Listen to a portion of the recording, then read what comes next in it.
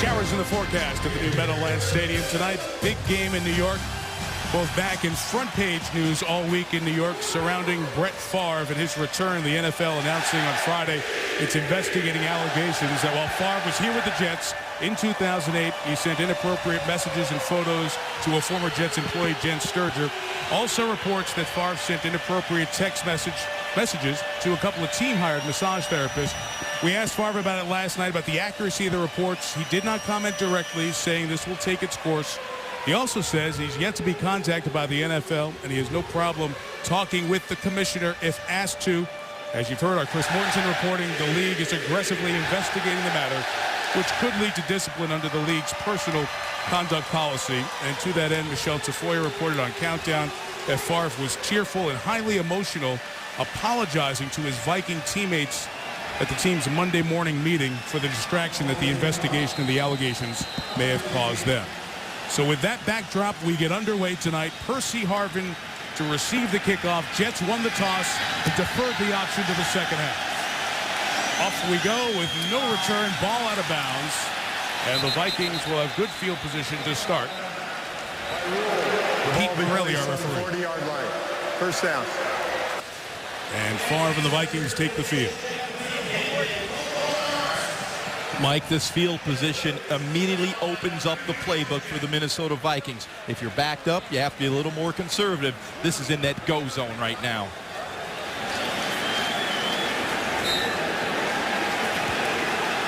Favre extending his NFL record of consecutive starts as we get going here in New York.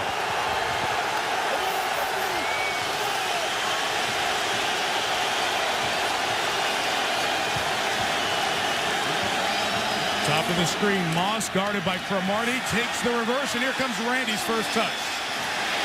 It's a little toss to Favre for a first down into Jets territory. Look who's here in town. I gotta give it. Kidding me? I'm gonna call this for being too far down the field.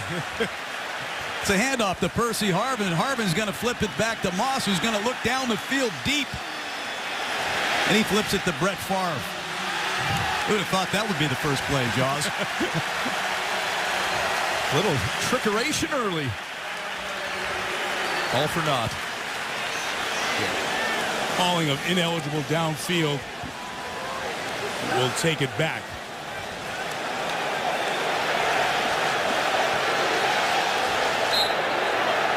So a 5-yard penalty from the line of scrimmage brings it back to the 35-yard line. You mentioned Favre continuing the longest streak in NFL history, 289 straight starts. And it was False start. Number 40. Offense. 5-yard penalty remains. First down. We've talked about this all week. This has been a problem for the Minnesota Vikings, especially on offense. They've had way too many offensive penalties, and it starts with the snap count. They use a hard count, a silent count, a quick count. They're jumping off sides way too often, and there's another instance where they kill themselves with a penalty. And this crowd is ignited, so it's going to be noisy for that offense.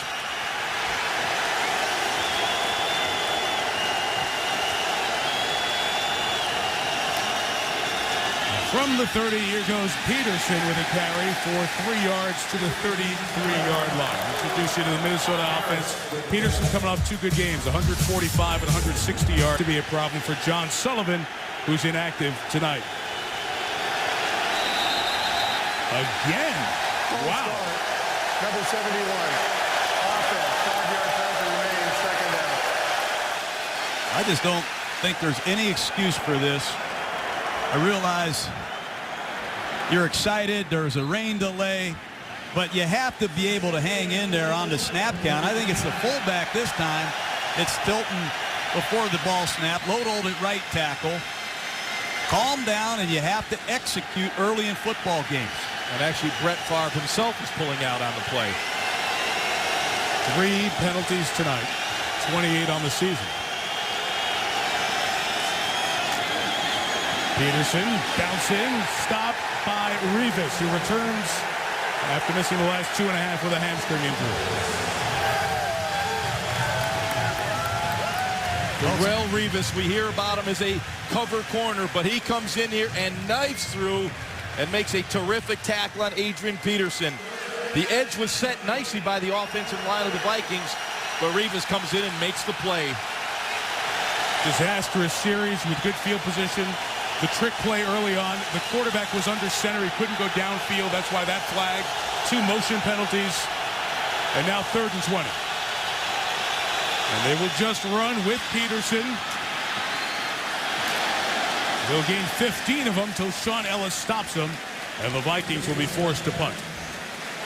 They told us last night in these 3rd and long situations, there's a good chance they're going to run the football away from some of these overload blitzes. That's a safe, high percentage call on 3rd down and 20. Give the ball to a great back, give him some running room, and see what happens. Jim Leonard goes back. He's had a very good punt return season thus far for New York. 32-yarder, his longest one thus far. Chris Kluwe to kick.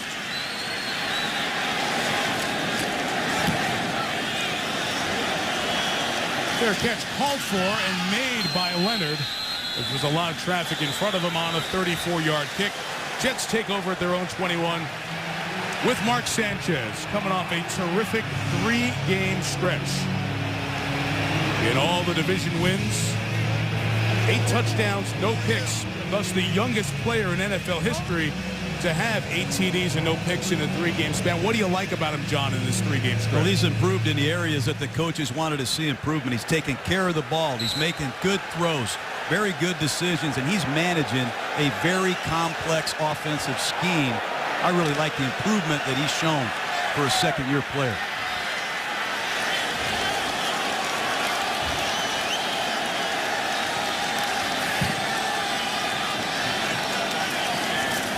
Play action to Tomlinson. Down the seam for Braylon Edwards, who has played terrific in the last 3 games. 31-yard first down. Well, you put Braylon Edwards in a tight split, and the Jets are doing a great job of this. Edwards goes right down the 2 deep safeties off of play action in an excellent throw by Sanchez. But when you put a big target like this in a tight split and you don't get a reroute on him, he's a problem for defenses. He's averaging almost 20 yards a catch. He comes out. The Jets bring in their offensive Swiss Army knife. Brad Smith. He does it all. Top of the screen. Handing to Tomlinson, who gets brought down quickly in Viking territory inside the 45. It's Tomlinson and Sean Green, about equal carries and good productivity from those two, with Dustin Keller, the tight end, who continues to be a go-to red zone guy. Edwards and Santonio Holmes back off the suspension. Up front, a couple of Pro Bowlers there recently in Ferguson and Mangold. Matt Slauson was a big question at left guard. He's replacing Alan Faneca, grading out high here in the first few games. Santonio Holmes on the field, top of the screen. Look for Holmes was covered. Back the other way for Jericho Cotchery is incomplete.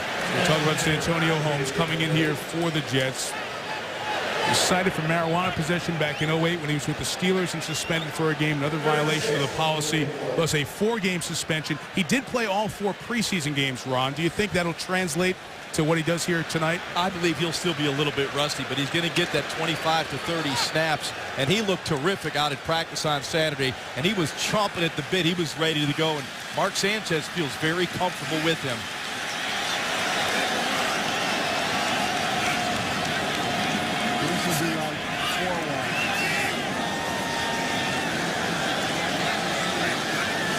On 36, pressure up the middle. Sanchez hit as he threw a jump ball up there. It was incomplete, and a flag comes down back near the pass. It was where the secondary was covering, and the Vikings are immediately trying to say it was uncatchable. I would tend to agree with him. We're going to call it on the Jets. Rex Ryan, Jets head coach, surprised by Pete Morelli's call. Pass interference, number 17 of the offense. The penalty will be declined. 4th down. Morelli was the referee in the NFC Championship game the Vikings lost.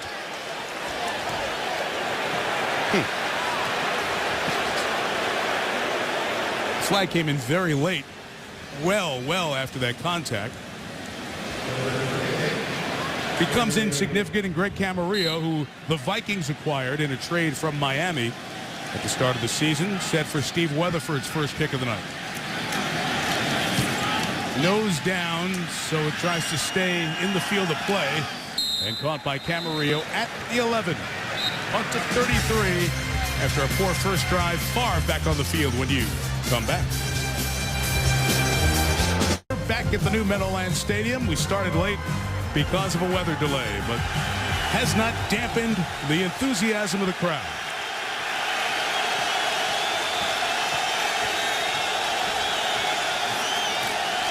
From the 11, Adrian Peterson left for 4 yards to the 15-yard line. Jaws, what was going on with Randy Moss in the first series? Yeah, in that first series, it was Antonio Cromartie matching up to Randy Moss all 3 snaps, and Cromartie matched up to him when Moss was with the New England Patriots in that second half of that game. And right now, it looked to me like Randy Moss is being a little bit coy. He's going to set up that route. He's not going to go full go. He knows that he's the featured receiver.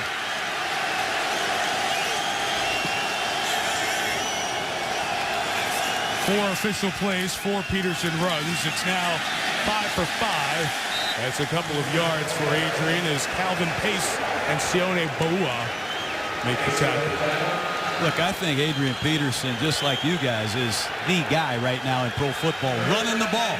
But these third down situations, remember, they're missing Chester Taylor, who caught a lot of passes in third down. He picked up a lot of blitzes. They still haven't found that third down back to do the role that Chester Taylor did last year. Keep an eye on that as this game unfolds. Moss, one of 3 receivers on 3rd and 4.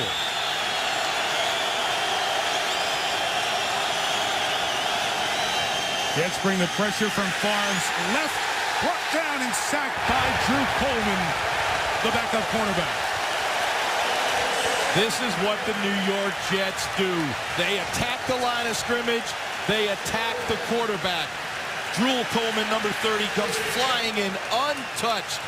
You'll see the quick pressure. Favre had no chance. But what Brett has to do is recognize he had Randy Moss singled up at the top. Drop that foot, plant it in the ground, and throw the quick go to Randy Moss. That's the opportunity. Jets put 2 back to receive the punt of Kluwe, and they pressured him and rushed him. Kyle Wilson, the rookie, comes to get it in Viking territory. Returns it 7 yards.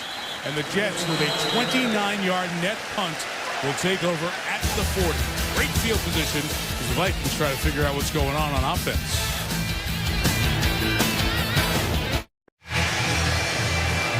Second possession for the Jets. First one went into Viking territory. This one starts on Minnesota's side of midfield. This is where Brian Schottenheimer loves to take shots. Just outside the red zone. We call this the fringe.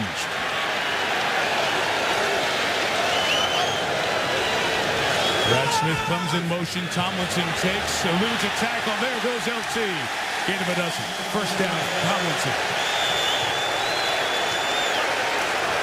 Take a look at the motion. They are trying to really occupy Jared Allen with this ghost coming over the top. You're going to see motion come to try to control Jared Allen. They're going to hand the ball inside to Tomlinson and try to get him a one-on-one, and LT's done this all year. He's been able to make the first guy miss, but they're going to really try to neutralize Jared Allen on the backside of some of these runs.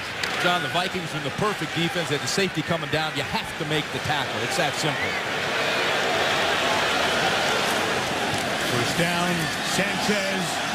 Edwards went up very high. Couldn't get it covered by Antoine Winfield. Why don't we show you the other 10 defending, at least the starting defenders, along with Winfield. John told you trying to occupy Jared Allen.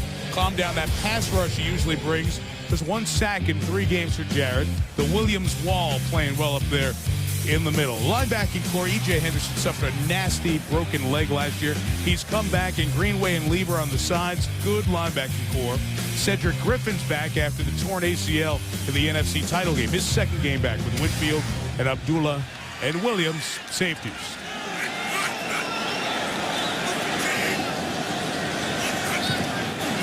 "31-year-old number 21, LaDainian Tomlinson, another first down."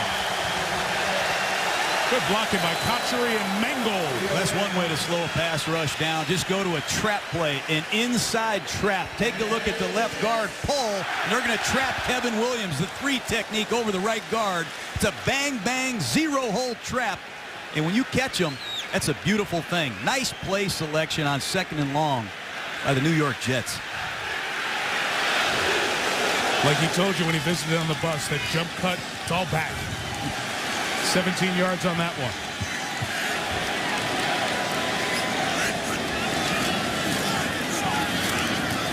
1 yard on that one. Jaws, a lot of people said Tomlinson was about done in San Diego. And then when they decided to move on, he had a choice. Either the Vikings or the Jets. Talked to both. Ended up in New York in part because of his familiarity with Brian Schottenheimer, the offensive coordinator. And he's the perfect complement for this offense.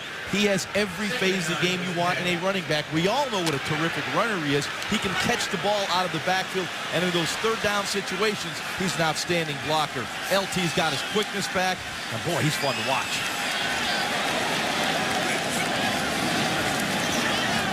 Sanchez to Tomlinson. That was snuffed out by Chad Greenway. A linebacker who's playing at a Pro Bowl level last year and off to a good start this year. Good stop.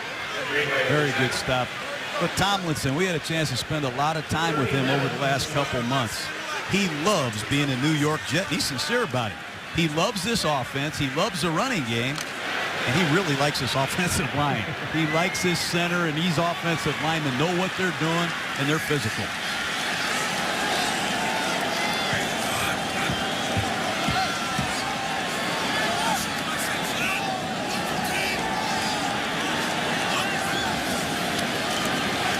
Sanchez time. Tomlinson. And again, back-to-back plays by Greenway, who's going to be big here tonight. Field goal attempt coming. You play this Tampa 2 defense. You count on your outside linebackers to read the quarterback and tackle. He's going to drop. He's going to read Sanchez. As soon as he gets the ball to LaDainian, bang. Open field tackle, no yards after the catch. Greenway leads the Vikings in tackles. He's made a few already. Nick Folk has the lowest percentage of the active kickers from 30 and in. This is from 25. No problem there. Steve Weatherford, the punter, was the holder. Jets on the board first. A couple of good Tomlinson runs on that drive. Putting New York up 3. Randy Moss will be traded there, so we see him 3 weeks in a row. No, I don't think so. No, he's not going to follow us. That would be a record. Percy Harvin back deep for the Nick Folk kickoff.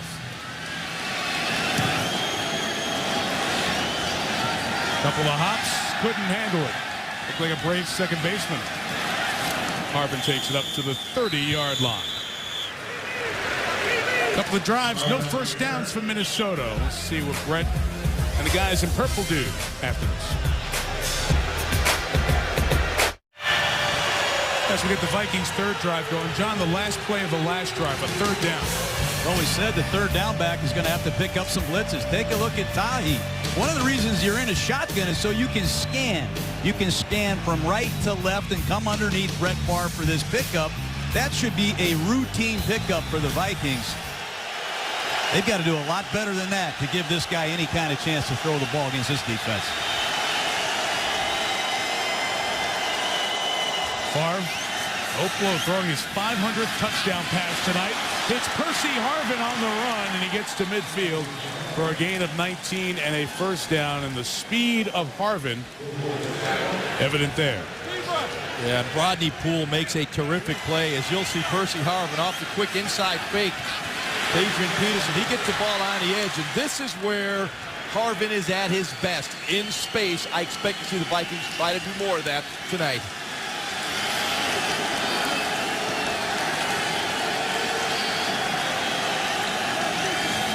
The confusion in the Jets secondary as Favre takes the shot for Moss, broken up by Cromartie. So it's been all Cromartie on Moss, like it was the second half of the Patriots game. Well, this is worth the price of admission. Single coverage, bump and run, man-to-man, Randy Moss against Antonio Cromartie. Favre puts the ball up. You're going to see 3 or 4 more of those tonight. But Cromartie, you can see how he matches up with the bigger Randy Moss. He's got long arms and long levers himself. I think that size matchup is why he's covering Moss. No question about it. Rex Ryan told us he likes that matchup, the 6'2" Cromartie on the 6'4" Moss. Did a good job grabbing his jersey as well on the way down. 2nd and 10, an all-passing series. Favre gets out, gets a couple of yards. They want a penalty for hitting Favre, but Sione Baua, the nose tackle, hit him while he was on the green. So nothing there. It'll be interesting with Favre and Moss. You have two of the great sandlot players of all time. They are not by the book and by the number, so it'll be interesting to see how many times they test that here tonight. Oh, Favre told us Randy Moss doesn't know the West Coast offense. I'm going to do what Randy Moss can do. And if I see him in a one-on-one situation, I'm ripping it. And I might even throw it up into double coverage because Moss did that to me in Green Bay all those years. He's looking for this matchup all night. Trust me. Like Favre's never done that before. Throw it up into double coverage. 3rd and 8. Here's the Jets' pressure coming from behind. Favre hit as he throws, and it's almost intercepted. Cutting underneath was Rodney Poole. He and Cromartie bump each other and couldn't get it. Well, Brett Favre had no business throwing the ball over there. You'll see the double coverage, basically Rodney Poole playing over the top. You'll see him come over the top of Randy Moss. Cromartie in the bump and run position. There is no room to throw this football. This is an ill-advised throw by Brett Favre. That's throwing, John, like you said, right into double coverage.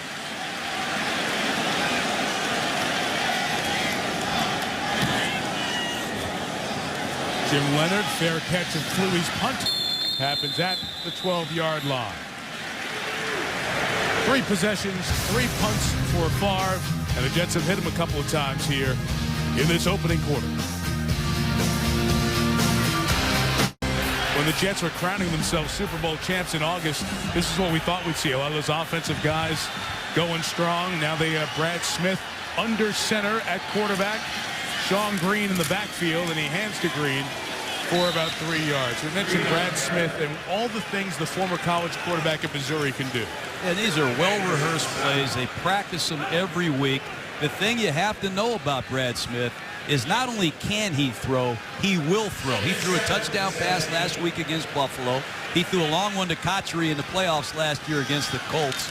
But they have a unique package, and they'll use that 3 to 4 times in a game. And he can throw like a quarterback, and that's the difference. He made good choice down in the red zone, I thought, against Buffalo. Throwing to Keller for a touchdown last week. Sanchez is back in, and he's brought down. Ray Edwards starts it. Jimmy Kennedy joins him for the Vikings' first sack of the night. You know, this Ray Edwards, he's the Rodney Dangerfield of this front four. Watch Ray Edwards get off the ball and beat Damian Woody quickly to the outside for an easy sack. They do an excellent job rushing the passer in Minnesota. They get inside push from Jimmy Kennedy and Ray Edwards, who had 8.5 sacks last year. He's kind of the unsung hero of this front four. Everybody talks about Allen. Don't forget about Ray Edwards tonight.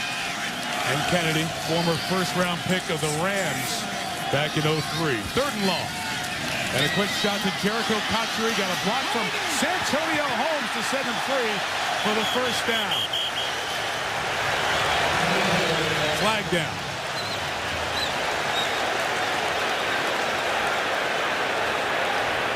Right where Holmes was throwing the block. Holding. Number 10. Offense. 10-yard penalty still. 3rd down. You can hear these guys jawing up here. Just a quick bubble screen. You'll see right there, Santonio Holmes, number 10. There you can see that hole right there. He's got him clear. Holding that jersey, pulling him down. And he complained about that one? That was a long-term hole. Hey. Woo. Excited to be on the field, though, that's for sure.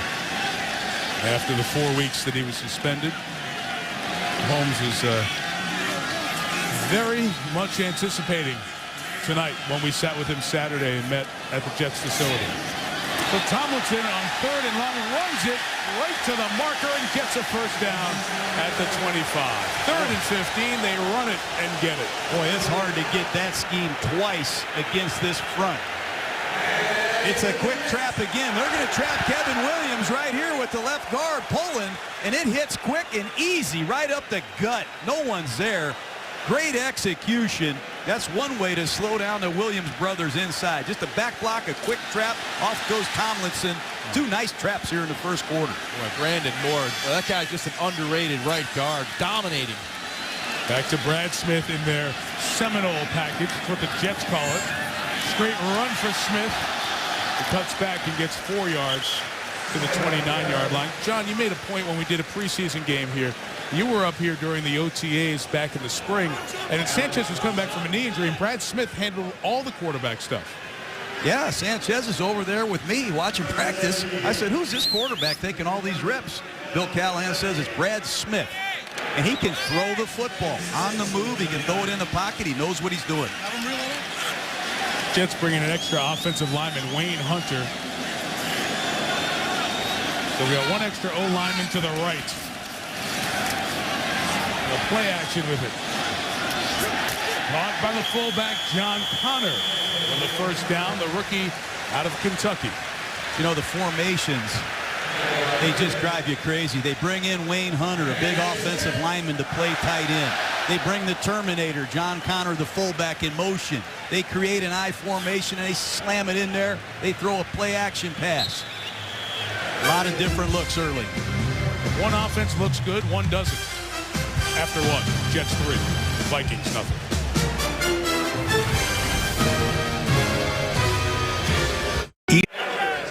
Jets didn't allow a point, shut out the opponent in the first quarter, all 5 games this season.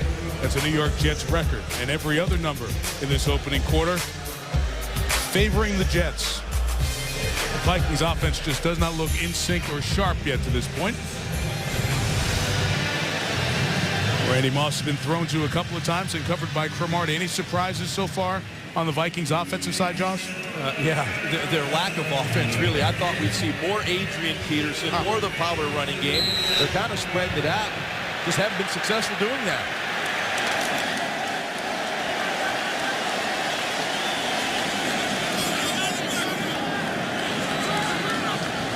Second-year man out of Iowa, Sean Green, is the back for the Jets. Sanchez throwing for Cotchery, and that one just got away from him. E.J. Henderson with some pressure. Well, LaDainian Tomlinson, people were worried about, wait, what's left in the tank of LT?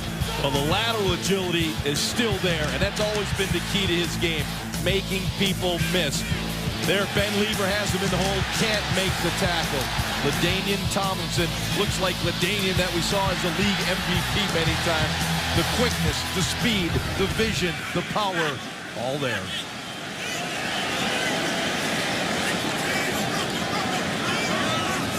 Again, the Jets, an extra offensive lineman. Green runs left, keeps his balance to gain 3 yards. I don't want to go back to this Viking defense. You get all excited about these traps and these plays here and there. They've given up 3 points. And this Minnesota defense this season has done an excellent job in scoring defense. And tonight, if Minnesota doesn't turn the football over, this defense is plenty good enough to win a game for you on the road, Jaws. They're seeing a lot of snaps right now, though, John. Their offense for the Vikings has to sustain some drives, get their defense some oxygen on the sideline. 3rd and 6. The slant is caught by Holmes into Viking territory for first down. Welcome They're to going after Asher Allen, second-year player out of Georgia. Just a quick bang-bang slant route by Santonio Holmes. And Asher Allen's playing outside technique. Great catch by Santonio Holmes, and that's a confident delivery by Mark Sanchez. Big 3rd down conversion.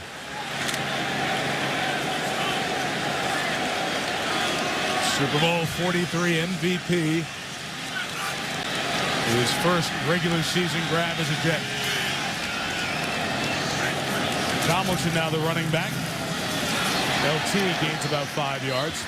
Santonio Holmes, he was discussing with us the difference between being in Pittsburgh with Roethlisberger and being here with the Jets. Well, he felt that here with the Jets, it was a very disciplined system. You know, everything had to be in sync. The timing rhythm of the passing game was critical. And in Pittsburgh, it was more of a reactionary system. They would react to the extended play of Ben Roethlisberger, almost a playground style.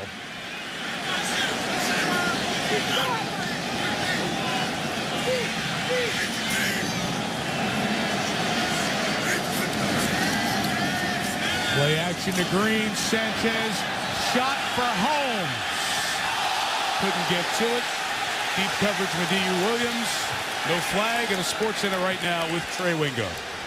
All right, Michael, thank you. Brett Favre's consecutive start streak legendary, but the guy replacing him in Green Bay, Aaron Rodgers, it may end at 37. He suffered a concussion on this play Sunday. He's going to miss practice time and could miss the game against the Dolphins. Meanwhile, Adam Schefter reporting to make up for the trade that they sent Randy Moss to the Vikings. The Patriots have reacquired former Super Bowl MVP Deion Branch, who won it when he was a member of the Patriots. Back to you guys.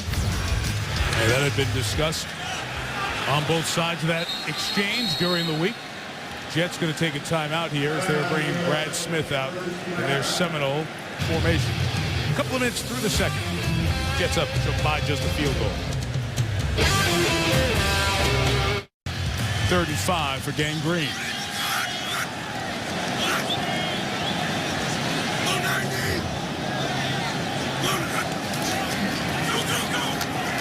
Protection for Sanchez. Braylon Edwards hand fighting with Cedric Griffin.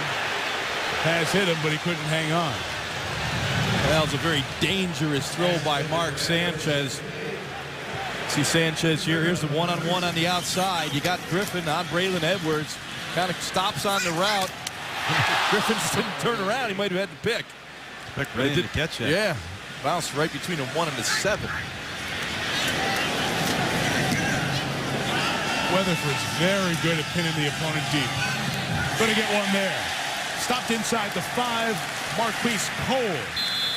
Part of the outstanding special teams for the Jets with the coverage. Brett Favre back here in New York. Of course, it was a big story. August 7, 2008, when Brett showed up here as a New York Jet after leaving Green Bay. They didn't want to trade him in the division, trade him to New York. The big welcome. What would it mean to the Jets? The mayor, Mayor Bloomberg, gave him the Broadway sign, gave him not the key to the city, but a key ring. Jets got off to a terrific start. After starting 8-3, though, they went 1-4, finished 9-7. Woody Johnson, who brought Favre in part to create buzz, excitement, helped sell some of the personal seat licenses in this stadium. All of that was part of 2008 with the Jets. Then he retired and ended up a Viking now in year 2. Adrian Peterson gets a yard. David Harris comes with the tackle. Talk about that Favre story with the Jets here in 2008. And Ron, it was the torn biceps tendon we eventually found out. That was part of the reason he was so poor the last 5 games. No question. He was very inaccurate those last 5 games, and he struggled, with that accuracy. He struggled moving his team, and clearly, you look at the last 5 games, 1 win, 4 losses. But you can blame a lot of that on the injury. You know what it was? It was a rest stop. It's a rest stop from Minnesota to Green Bay. Had to connect on that flight. Peterson seeking space. And he takes it out past the 11-yard line. Brian Thomas, David Harris with the tackle. The Vikings have to get back to power football. This is not an athletic line that they have. They just got to keep feeding the ball to Adrian Peterson, try to sustain some offense. It's obvious they tried to get the big plays early. They were ineffective. They need to just get a first down. They've only got 1 so far. Moss, bottom of your street.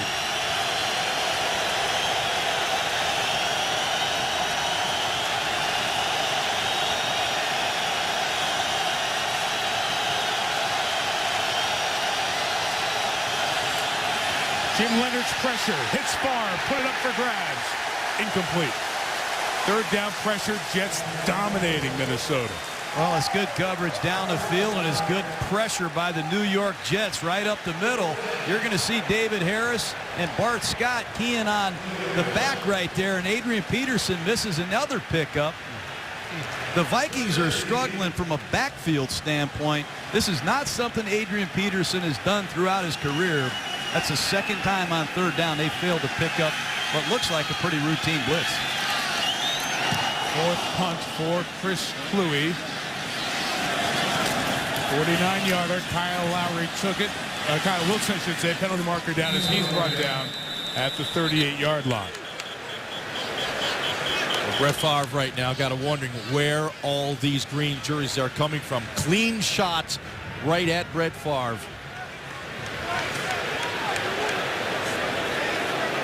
During a return, illegal block in the back.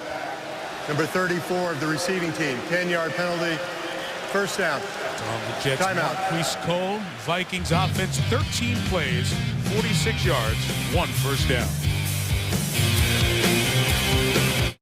When Tony Stewart's hot, one checkered flag just won't cut it. So guard your lead, Jimmy, because where there's smoke, there's fire. The Bank of America 500 at Charlotte, Saturday at 7:30 Eastern on ABC. All across America, people are raving about the Ninja, the most sensational reinvention of the food processor ever. The Ninja is the only kitchen tool capable of exploding ice into fine, perfectly formed snow. Look, no icebergs. Call now and you'll soon be making incredibly smooth resort-quality frozen drinks, velvety thick smoothies, creamy coffee frappes, and scrumptious homemade ice cream in just 30 seconds. Traditional food processors only have one blade set at the base of the container. They clog up and chop unevenly, producing a mushy mess. The Ninja is powered from the top down and has patented multiple blade sets that rotate at different levels, processing food evenly and consistently. Look, no mush. Blend, mix, and chop the Ninja way. Make rich, hearty soups, all-natural baby food, gourmet chicken salad, salsa, guacamole, ground meat. The possibilities are endless. Put fresh, healthy food and fun back into your family's kitchen. More than 1 million home cooks can't be wrong. And the reviews are outstanding. See what all the excitement's about. Call or go online now. Home improvement project you want to do? Take it on. Waste Management's new Bagster can take on the waste. The Bagster dumpster in a bag can handle as much renovation waste and debris as you can throw in it. Cabinets, sinks, clutter, up to 3,300 pounds worth. Schedule a pickup from Waste Management and it's gone. Bagster. Take it on. Now available at home improvement retailers. Find out more at thebagster.com. They're now #1 in the nation, the Buckeyes of Ohio State. They will take on Wisconsin. They've been talking about that game in Madison for a year. Prime time, Saturday night, 7 Eastern on ESPN. #1 Ohio State taking on Brett Bielema's Badgers. Looking forward to that one.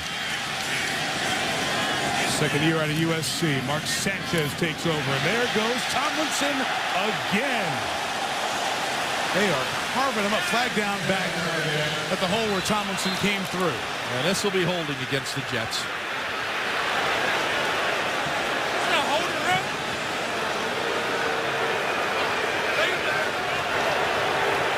Holding. Number 49 to the offense. 10-yard penalty, still first down. Well, the Jets are really running this inside zone handoff with the ghost over the top to control Jared Allen. That one hit big. Let's see if we can see Tony Richardson, the fullback, on a holding call. But take a look at the reverse over the top. It neutralizes the backside. I guess I can see that. And his arm wrapped around him, John. Another formation variation. They're mixing it up.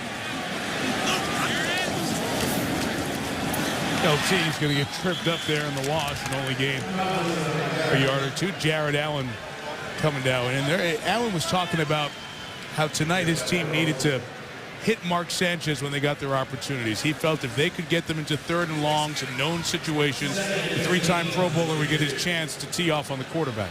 It all starts with stopping the run and getting the Jets in 2nd and long like they have them right here. This is a fun down for these Minnesota Viking defensive linemen. They love to get after you with their pass rush. Yeah, and the last time he did an inside trap, gashed him for 25 yards on 3rd and long.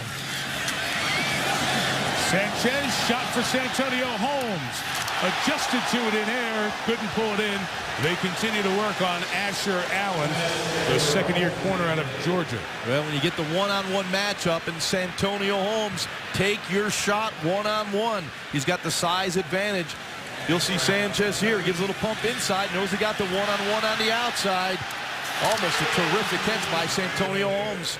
Take a look at DeBrickshaw Ferguson. He's a Pro Bowler himself. He gets no help on the outside, and he holds up very nicely against Jared Allen. Right. This DeBrickshaw Ferguson, he's got arms that hang down to the ground. You gotta love the progress this guy's made in the last couple of years. 3rd and long. And the pass by Sanchez into traffic is incomplete. And that's a very good series by the Minnesota defense because it gives the Vikings a chance to get some field position. They've been backed up their last 2 series. Camarillo back deep here with a chance to give the Vikings some much-needed field position. Sanchez been incomplete now in his last 4 passes. Weatherford kicking. Good high, long one. 51 yards. Pair caught by Camarillo. Vikings take over at the 27. Played 20 minutes. Jets defense has allowed 1 Viking first down.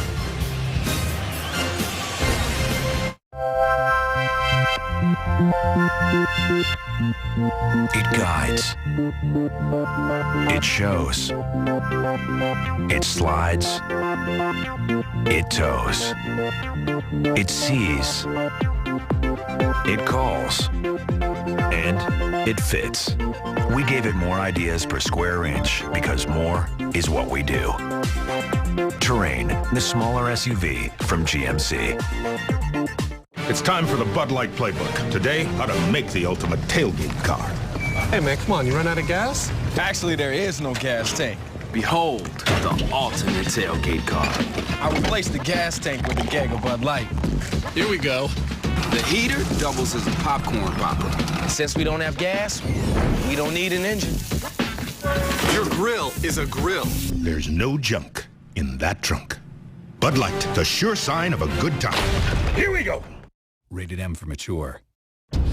This is the unknown elite, hunting in silence until it's time to go loud.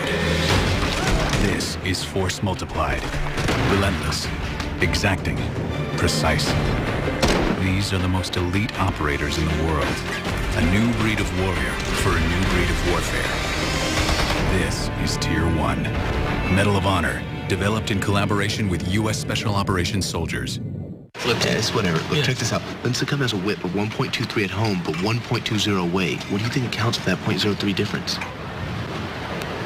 Nerds.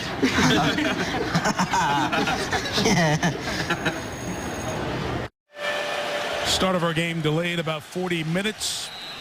Heavy weather, a couple of series of thunderstorms came through the New York area. Still showers in the forecast tonight.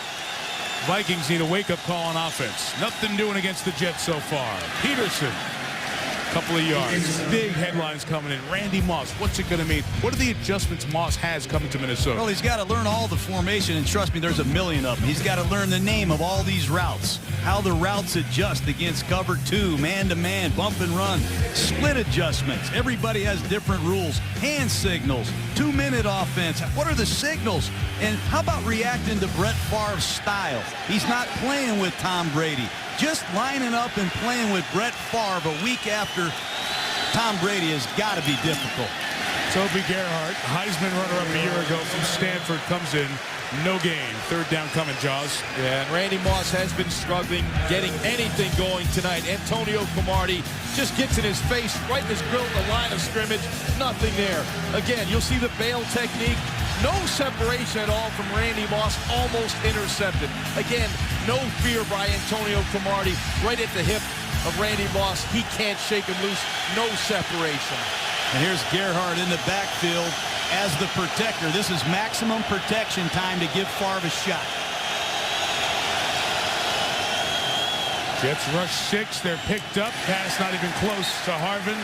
Blanketed by Coleman. Another 3 and out for the Vikings. And Brett's clearly out of rhythm. You have to wonder if Brett is healthy. You know, there's been rumors about the elbow, the tendonitis. That time they kept Gerhart in. They kept Shanko in. They gave him the protection he needed. That play had no chance. Nobody open, but the throw, Ron, didn't have anything on it. Yeah, that's the only place he could throw it, John, because he would have thrown anywhere else. It probably would have been intercepted. Excellent coverage by the Jets secondary.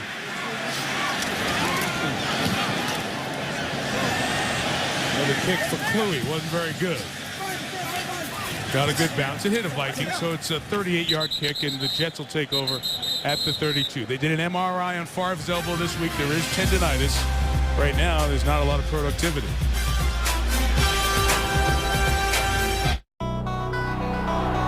Who doesn't sit here and think, what if I played in this era? It would be a lot different. It would be a lot a lot different. Rated everyone.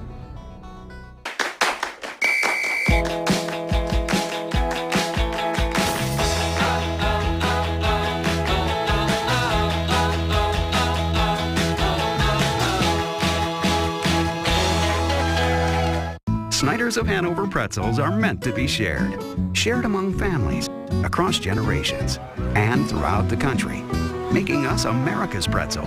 After all, the best things in life are made to be shared. Snyder's of Hanover.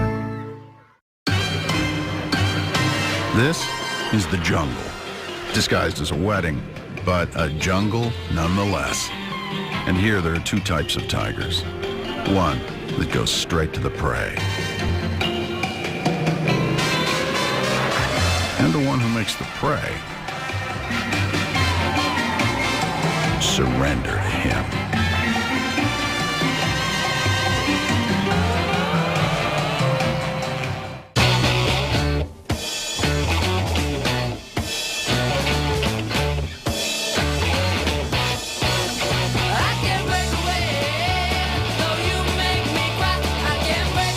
The channel that brings you every touchdown from every game on Sunday afternoons. Watch the most exciting moments like never before, live in HD. Every touchdown from every game, live on one channel, NFL Red Zone. You want the NFL? Go to the NFL. A little feel of what the fans in this large lower bowl get. The new Meadowlands Stadium, $1.7 billion to build it. Going to host Super Bowl 48, 2014. Shared, of course, by the Giants and the Jets in equal partnership. Jets leading 3-0. Offenses have been shut down by good defenses thus far for the first quarter and a half. Fake the pass. Sean Green the run for a couple of 2 yards. C.J. Henderson and Hussein Abdullah made the tackle. You know, talk about a complimentary back. As we have one of the Vikings shaken up. Robinson. But Sean Green, big back. Sharing the load with LaDainian Tomlinson as they look at Brian Robinson. We'll step out for a second. He was meeting my friends for the first time. We knew the perfect place to go. Cheers, everyone. I guess I did okay. I knew they'd love him. Introducing Olive Garden's 2 new Sacchetti dishes. Stuffed pasta pouches filled with 4 Italian cheeses, with herb-marinated chicken breasts in a garlic cream sauce, or with savory sautéed shrimp, both served with our unlimited salad and breadsticks. It's a great time and good practice for my parents. Olive Garden, when you're here, your family. Are you ready for your talk, sir? Just going over how Geico helps people save in even more ways. With good driver discounts, multi-car discounts, defensive driver discounts. You! Oh, don't act like you don't recognize me. Toledo? 03? No, it's... It's too late, Stanley. Actually, miss, my name's not Stanley. Oh. Oh, I am so sorry. From behind you look just like him. I'm just... Well, I'd hate to be Stanley. Geico. 15 minutes could save you 15%. Man must rise above the earth, for only then will he fully understand the world in which he lives.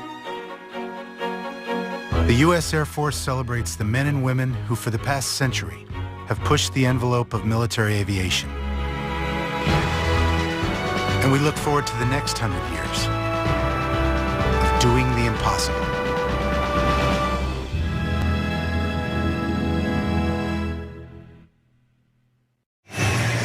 One defensive end just hurt. The other defensive end, Jared Allen, being stopped so far.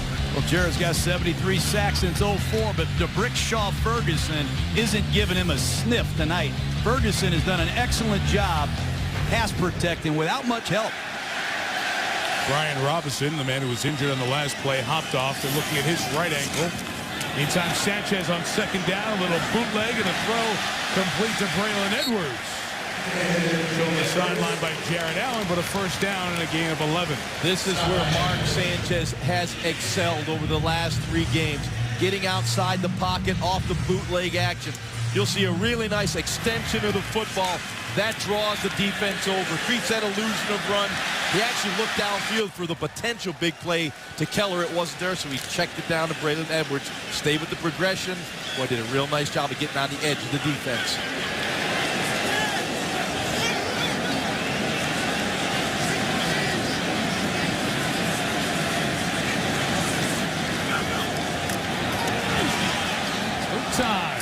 Complete to Holmes, 36. First down, gain of 19. That's a great throw by Mark Sanchez. Not many teams motion to an empty backfield and give their linemen no help. But Sanchez looks right down the field. He gets pressure from his backside. There you see the eye manipulation you talk about, John. Hey, good, but John. watch You're learning. the throw. I love the way Sanchez hung in the pocket. It's a nice route by Holmes. Heck of a throw and catch. But the poise in the pocket made that play. Good protection once again. Brad Smith under center. Straight handoff to Sean Green. That'll gain a yard. This is the fourth time Sanchez and the Jets offense have been in Minnesota territory. They only have 3 points to show for it. Well, the Jets do a great job running the football. And off of the run, they get their run action. They can run bootlegs, play action passes. And those are high percentage plays. And Brian Schottenheimer doing a nice job mixing it up on first down. I like Sanchez in this offense. Well, the running game only keeps the game close. Eventually you're going to need some explosive plays out of the passing game. And the Jets certainly have some in their repertoire. The 35 pressure picked up. Pass incomplete for Kotchery as Antoine Winfield sliding inside was there on the coverage. You know, not anybody talks about backs picking up blitzes, but take a look at LaDainian Tomlinson stick his face in here against Chad Greenway. You got to love those things. That's one area that the Jets excel at, and that's an area that the Minnesota Vikings struggle at. And as an ex-QB, Jaws, you love the guy that can pick it up. We've seen up. the Vikings have trouble with it, and you just saw how to do it by LT. From here, the field goal is about 53 yards.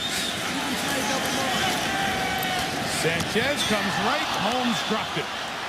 Incomplete. Santonio was wondering how it was going to feel to take a hit. He has not played football, only able to really do conditioning drills over the 4 weeks that he was away. Didn't hang on there. Long field goal coming. What a great throw by Mark Sanchez. Once again, he looks to his left. He knows he's got the isolation single route, quick slant from Santonio Holmes to his right. He moved the underneath coverage and threw a strike. Holmes could not hold on.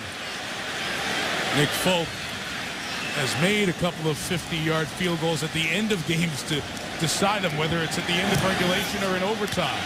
This one from 53 is good. Big field goal for the guy who won the job for the Jets this year. And New York's up 6.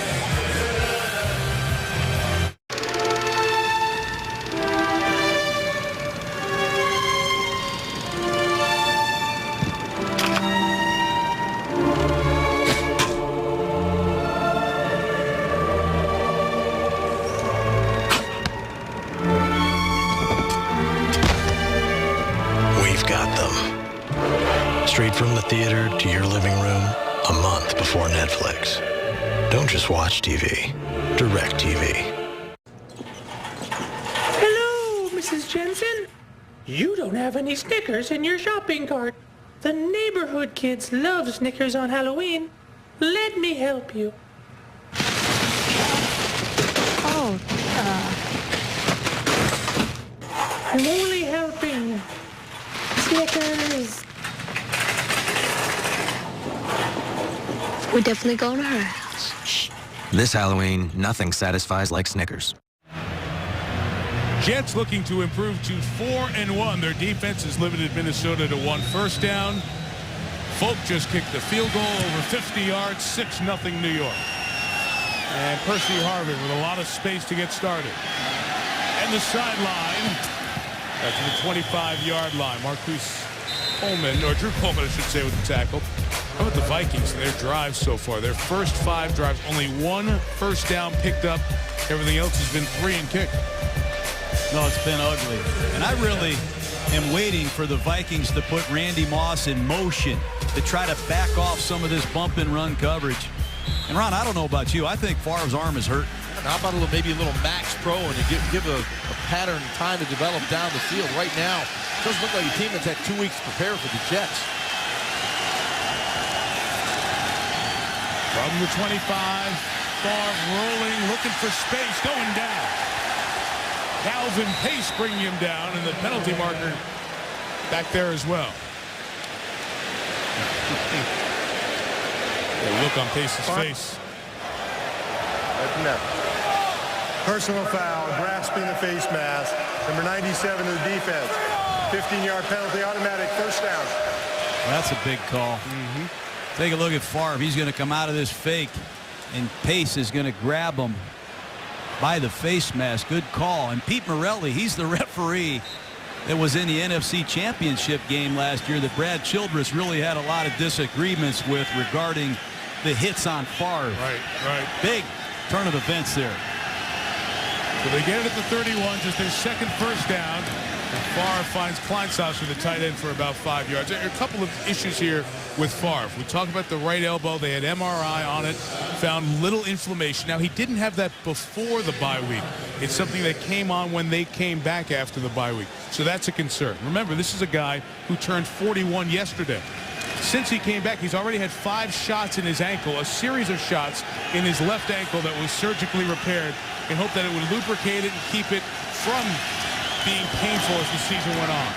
There is his completion to Moss. First hookup of the night for them, and a first down at the 42. And there goes Brett Favre with the quick count. He walks up there while the Jets are getting set, snaps it on a quick count. Quick give to Randy Moss. First down, Vikings. Didn't look like there's anything wrong with his arm on the last couple throws. He got him out of his hand quick, good rotation, spin on the football. He's trying to get this offense a little up-tempo right now. Quick count. And they lost the ball on the way through, and the Jets have recovered. Bart Scott with the recovery. You have a new center, Ryan Cook, replacing John Sullivan, who's inactive tonight. And you're going to get mistakes like that. And that turnover in this field position kills an offense. You'll look at the separation in Brett's hands right there. You've got to keep those palms tight. Brett Favre clearly didn't look like a veteran quarterback right there. That was on Favre. Good call, Jaws, on that first look. You always look for that first hand separation. Hand separation. Right? Our camera in right on that. A great angle. You can see it. The ball slid right through. Jets, 5th time in Viking territory in the game's first 26 minutes. Tomlinson turns his back and takes it down to the 43-yard line. That fumble by Brett Favre. You know, we talk about how he has all these records. Well, that was his 161st career fumble, and that ties another all-time NFL record, tying Warren Moon for the most fumbles in National Football League history. So to go with the yards and the wins and the consecutive starts and the completions, the attempts, yada-da, yada-da. Picks and fumbles, too. Jets going to be forced to burn a second timeout as the play clock was running down. Sloppy half. Defenses are good. The Vikings trying to find the right page. It's the Levi's lowest prices of the year sale going on now at JCPenney. All the styles, washes, and fits, so you can pick a pair of Levi's jeans that are all your own for just a fraction of the price. Levi's lowest prices of the year sale. New look, new day. Who knew? JCPenney. Stream your favorite movies and TV shows and get exclusive ESPN news and inside info. The Samsung Smart TV with Samsung apps. That's the wonder of Samsung. Injury update for the Vikings. Brian Robinson, the backup defensive end, taken to the locker room to check on his ankle. His return questionable. They haven't dressed Fred Evans and Everson Griffin tonight, so really only down to a couple of defensive ends for Minnesota. Their starters, Jared Allen and Ray Edwards.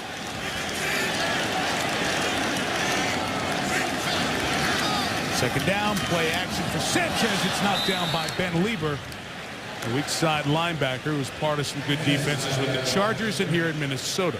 And that's a nice play on the backside. The Jets do a great job bringing in their big offensive lineman Wayne Hunter to play tight end, and they're going to make this look like a power play, and Sanchez is going to come up firing. But this ball is well read by Lieber.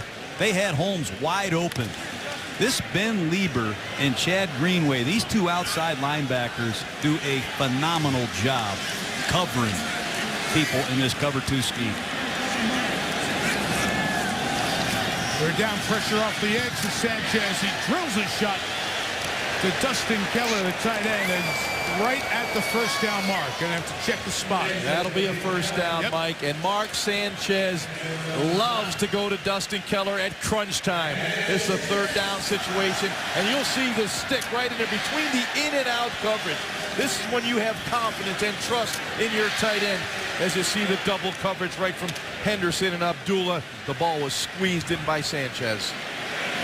Friendly spot there to get him all the way to the actual 36-yard line, but enough for the first for the Jets. Tomlinson left. His penetration by the Vikings. LaTroy Guion, third-year defensive lineman out of Florida State. That's what you have to do in this one-gap scheme that the Vikings play. You have to get penetration.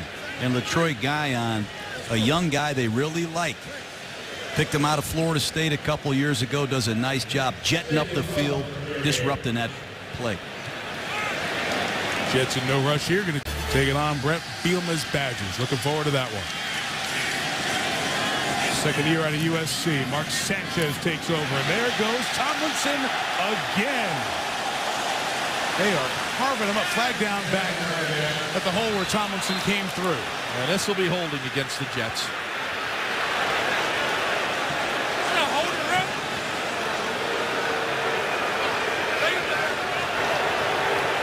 Holding. Number 49 to the offense. 10-yard penalty, still first down.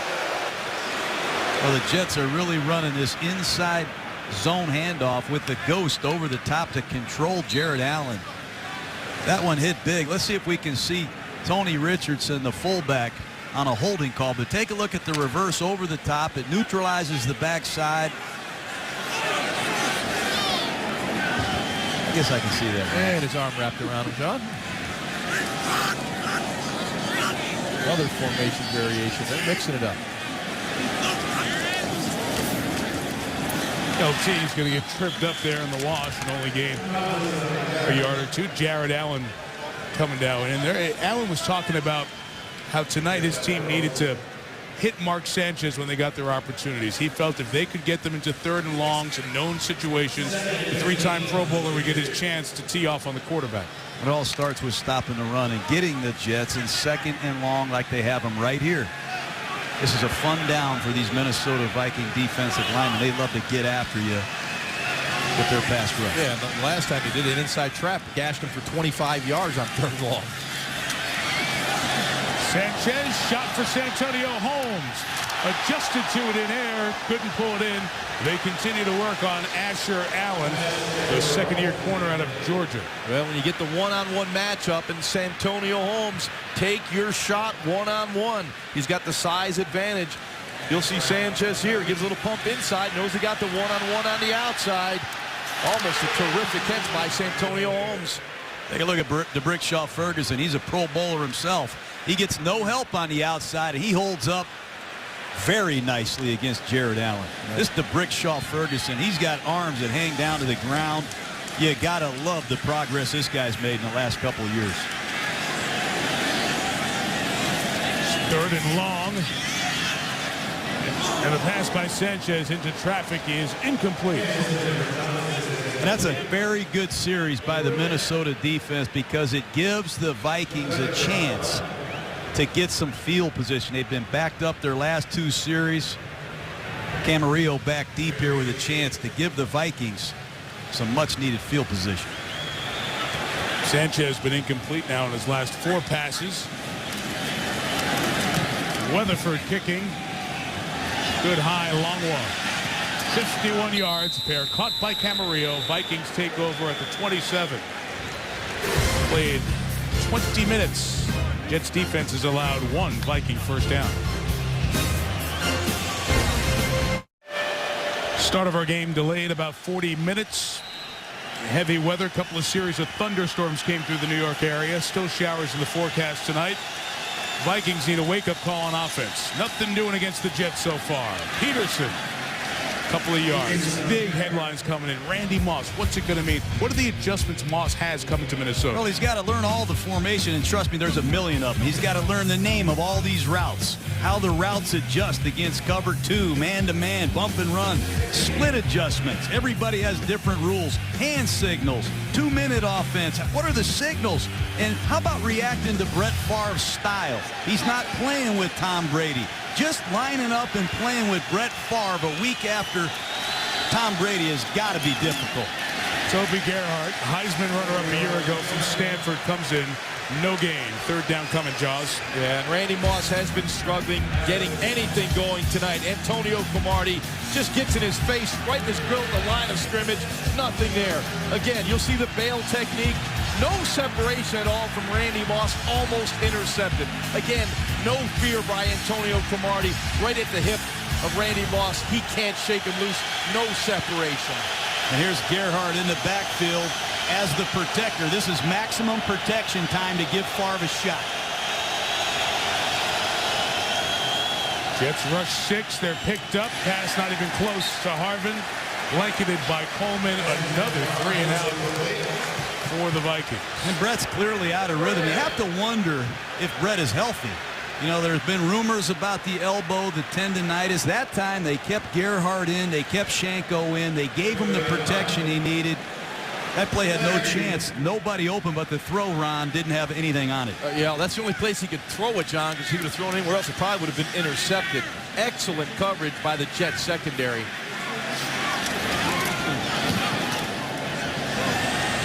Another kick for Kluwe. Wasn't very good. Got a good bounce. It hit a Viking, so it's a 38-yard kick, and the Jets will take over at the 32. They did an MRI on Favre's elbow this week. There is tendonitis. Right now, there's not a lot of productivity.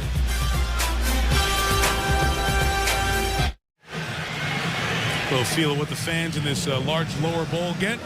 The new Meadowlands Stadium, $1.7 billion to build it. Going to host Super Bowl 48, 2014. Shared, of course, by the Giants and the Jets in equal partnership.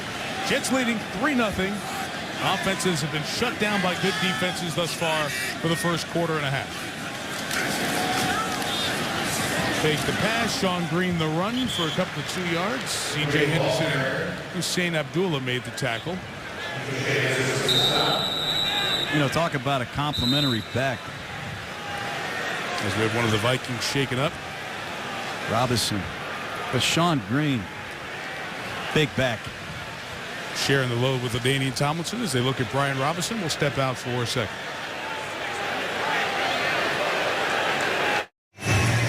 One defensive end just hurt. The other defensive end, Jared Allen, being stopped so far. Well, Jared's got 73 sacks since 04, but DeBrickshaw Ferguson isn't giving him a sniff tonight. Ferguson has done an excellent job pass protecting without much help.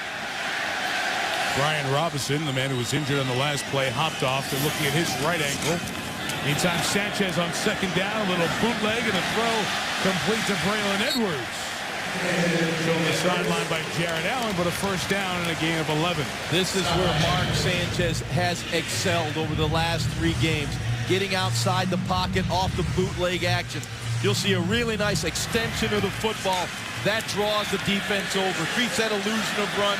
He actually looked downfield for the potential big play to Keller. It wasn't there, so he checked it down to Braylon Edwards. Stayed with the progression. Boy, did a real nice job of getting on the edge of the defense.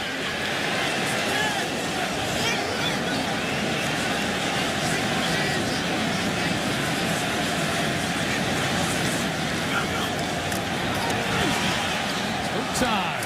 Complete to Holmes, 36. First down, gain of 19. That's a great throw by Mark Sanchez. Not many teams motion to an empty backfield and give their linemen no help. But Sanchez looks right down the field. He gets pressure from his backside. There you see the eye manipulation you talk about, John. Hey, good, but John. watch You're learning. the throw.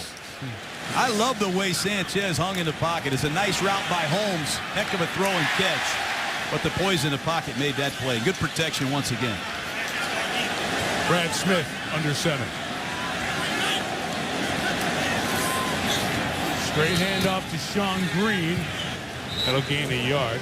This is the 4th time Sanchez and the Jets offense have been in Minnesota territory. They only have 3 points to show for it. Well, the Jets do a great job running the football, and off of the run, they get their run action. They can run bootlegs, play action passes, and those are high percentage plays. And Brian Schottenheimer doing a nice job mixing it up on first down. I like Sanchez in this offense. Well, the running game only keeps the game close. Eventually, you're going to need some explosive plays out of the passing game, and the Jets certainly have some in their repertoire. The 35 pressure picked up, pass incomplete for Kotchery as Antoine Winfield sliding inside was there on the coverage. You know, not anybody talks about backs picking up blitzes, but take a look at LaDainian Tomlinson stick his face in here against Chad Greenway. You got to love those things. That's one area that the Jets excel at, and that's an area that the Minnesota Vikings struggle at. And as an ex-QB, Jaws, you love the guy that can pick it up. We've seen up. the Vikings have trouble with it, and you just saw how to do it by LT. From here, the field goal is about 53 yards. Sanchez comes right. Holmes dropped it. Incomplete. Santonio was wondering how it was going to feel to take a hit. He has not played football, only able to really do conditioning drills over the 4 weeks that he was away. Didn't hang on there. Long field goal coming. What a great throw by Mark Sanchez. Once again, he looks to his left. He knows he's got the isolation single route, quick slant from Santonio Holmes to his right. He moved the underneath coverage and threw a strike. Holmes could not hold on. Nick Folk has made a couple of 50-yard field goals at the end of games to decide them, whether it's at the end of regulation or in overtime. This one from 53 is good. Big field goal for the guy who won the job for the Jets this year. And New York's up 6.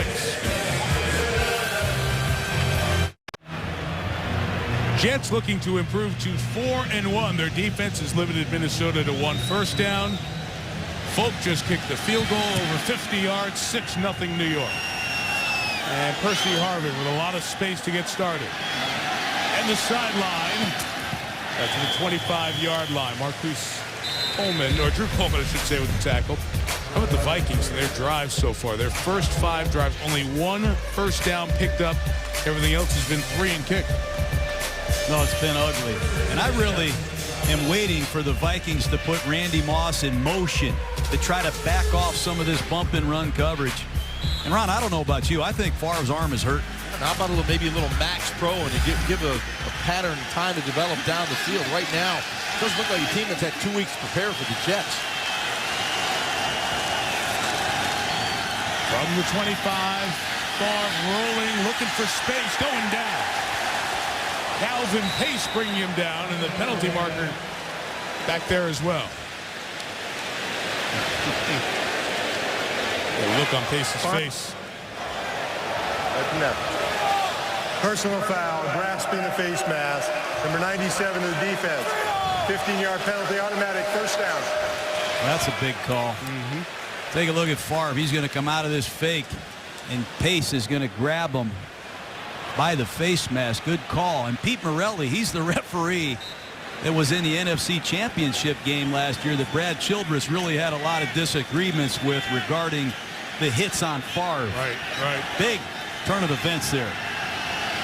So they get it at the 31, just their second first down.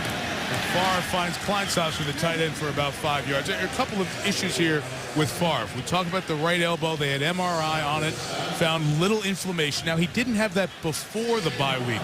It's something that came on when they came back after the bye week. So that's a concern. Remember, this is a guy who turned 41 yesterday. Since he came back, he's already had 5 shots in his ankle, a series of shots in his left ankle that was surgically repaired in hope that it would lubricate it and keep it from being painful as the season went on. There is his completion to Moss, first hookup of the night for them, and a first down at the 42. And there goes Brett Favre with the quick count. He walks up there while the Jets are getting set, snaps it on a quick count. Quick give to Randy Moss, first down Vikings. Didn't look like there's anything wrong with his arm on the last couple throws. He got him out of his hand quick, good rotation, spin on the football. He's trying to get this offense a little up-tempo right now. Quick count. And they lost the ball on the way through, and the Jets have recovered. Bart Scott with the recovery. You have a new center, Ryan Cook, replacing John Sullivan, who's inactive tonight, and you're going to get mistakes like that. And that turnover in this field position kills an offense. You'll look at the separation in Brett's hands right there. You've got to keep those palms tight. Brett Favre clearly didn't look like a veteran quarterback right there. That was on Favre. Good call, Jaws, on that first look. You always look for that first hand separation. Hand separation. Right? Our camera in right on that. A great angle. You can see it. The ball slid right through. Jets, 5th time in Viking territory in the game's first 26 minutes. Tomlinson turns his back and takes it down to the 43-yard line. That fumble by Brett Favre. You know, we talk about how he has all these records. Well, that was his 161st career fumble, and that ties another all-time NFL record, tying Warren Moon for the most fumbles in National Football League history. So to go with the yards and the wins and the consecutive starts and the completions, the attempts, yada-da, yada-da. Picks and fumbles, too. Jets going to be forced to burn a second timeout as the play clock was running down. Sloppy half. Defenses are good. The Vikings trying to find the right page. Injury update for the Vikings. Brian Robinson, the backup defensive end, taken to the locker room to check on his ankle. His return questionable. They haven't dressed Fred Evans and Everson Griffin tonight, so really only down to a couple of defensive ends for Minnesota.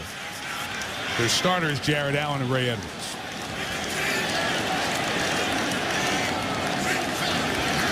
Second down, play action for Sanchez. It's knocked down by Ben Lieber, the weak side linebacker who's part of some good defenses with the Chargers and here in Minnesota.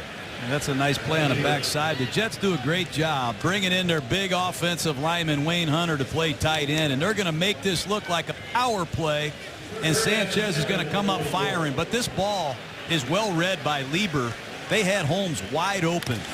This Ben Lieber and Chad Greenway, these two outside linebackers do a phenomenal job covering people in this cover 2 scheme.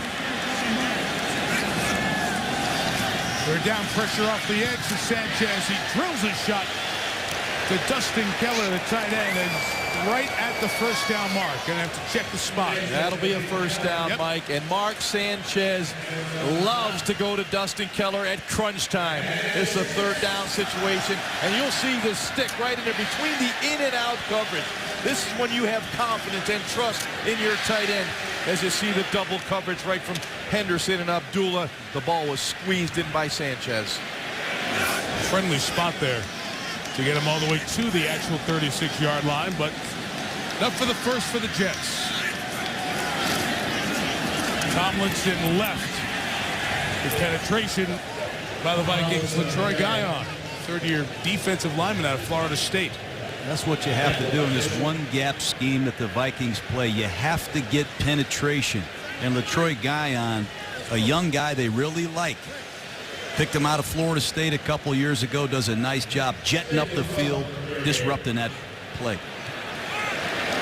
Jets in no rush here. Going to take it down to the 2-minute warning. As Randy and Brett try to figure out how they can get the Vikings offense going. They're very lucky for all the snaps and all the possessions that the Jets have had it in Viking territory. 6 points allowed so far. Jets 6, Vikings nothing. New York trying to add to the lead at the 2-minute warning.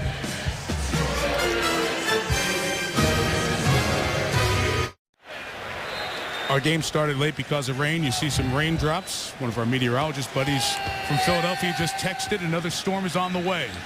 So brace for that. 2nd and 12 for the Jets, leading 6-0. Sanchez, couple of fakes, now a shot for Santonio Holmes. Too deep. Antoine Winfield chasing him. Well, Sanchez loves to take shots right in this field position. Here's just a straight go route by. And that's a matchup they've been looking for. Antoine Winfield, who's more of a cover 2 corner, playing man-to-man coverage against a guy they think can really deliver, Santonio Holmes. Had a couple of rumbles of thunder that have sent a lot of the fans scurrying for the exits. A couple of bolts of lightning as well. This is third down for the Jets. 3rd and 12. Sanchez protected the ball nicely and throws the first down to Jericho Cotchery at the 25. You talk about poise in the pocket. Eyes downfield with bodies around you. Sanchez, tremendous awareness in the pocket, completes it for the first down, and get this offense right back at the line of scrimmage, playing like a wily old veteran. In a major downpour, we told you was on the way. Sanchez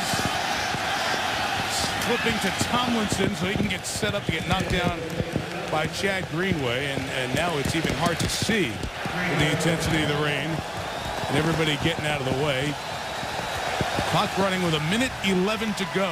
The problem is you can't change the ball, so you're going to have to deal with a wet ball in this situation. And we get a whistle for a false start.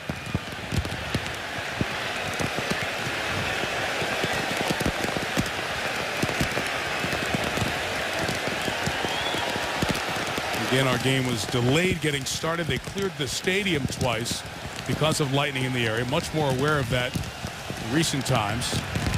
False start. Offense. 5-yard penalty, still second down.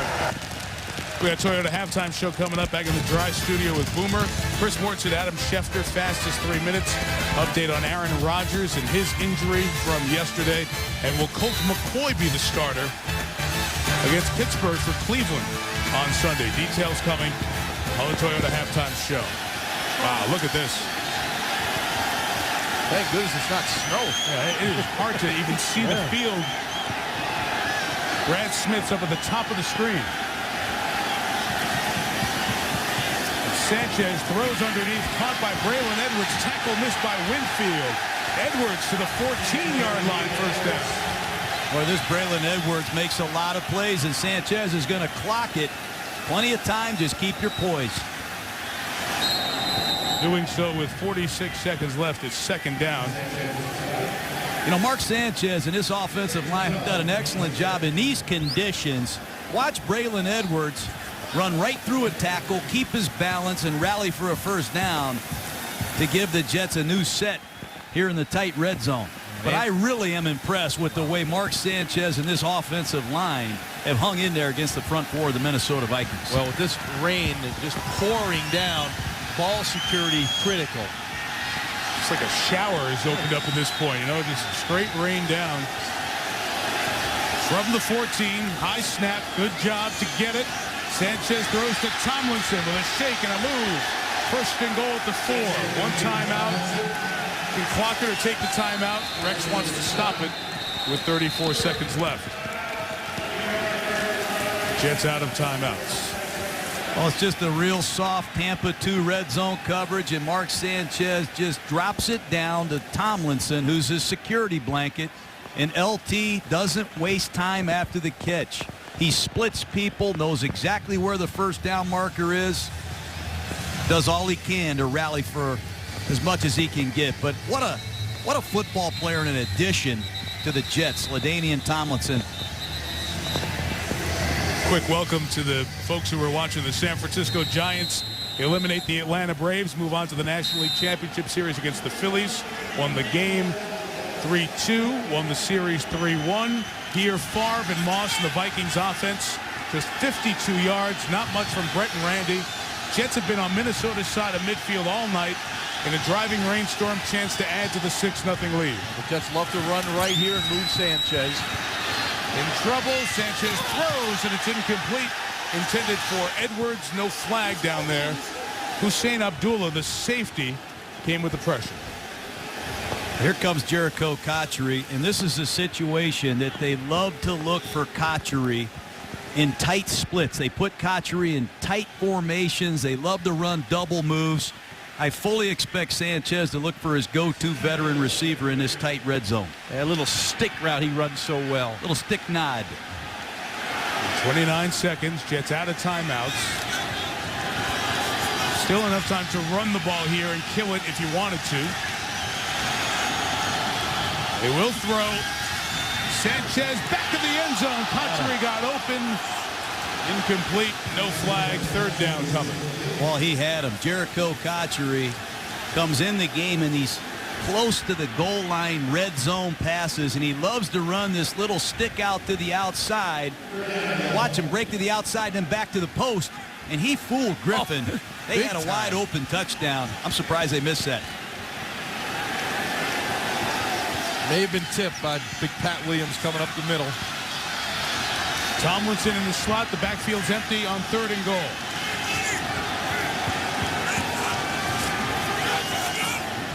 Sanchez throws incomplete for Dustin Keller. And in these wet conditions, the Jets will try a field goal. It's tough to play quarterback in New York. I'll tell you what. All this wind, all this rain. Sanchez has a good look to Cotchery, and really a good look right here to Dustin Keller on the outside break. Tough conditions. Yeah, and Keller had a chance to make that catch. It slid right between his hands. Ball's just soaking wet right now. They put it down on that field. Nothing but water. And tough for the holder, Weatherford, the snapper, Tanner Purdom as well. Operation done quite well, and the field goal good to give the Jets a 9-0 lead. I mean, a 9-point lead, it feels like it's a 25-point lead.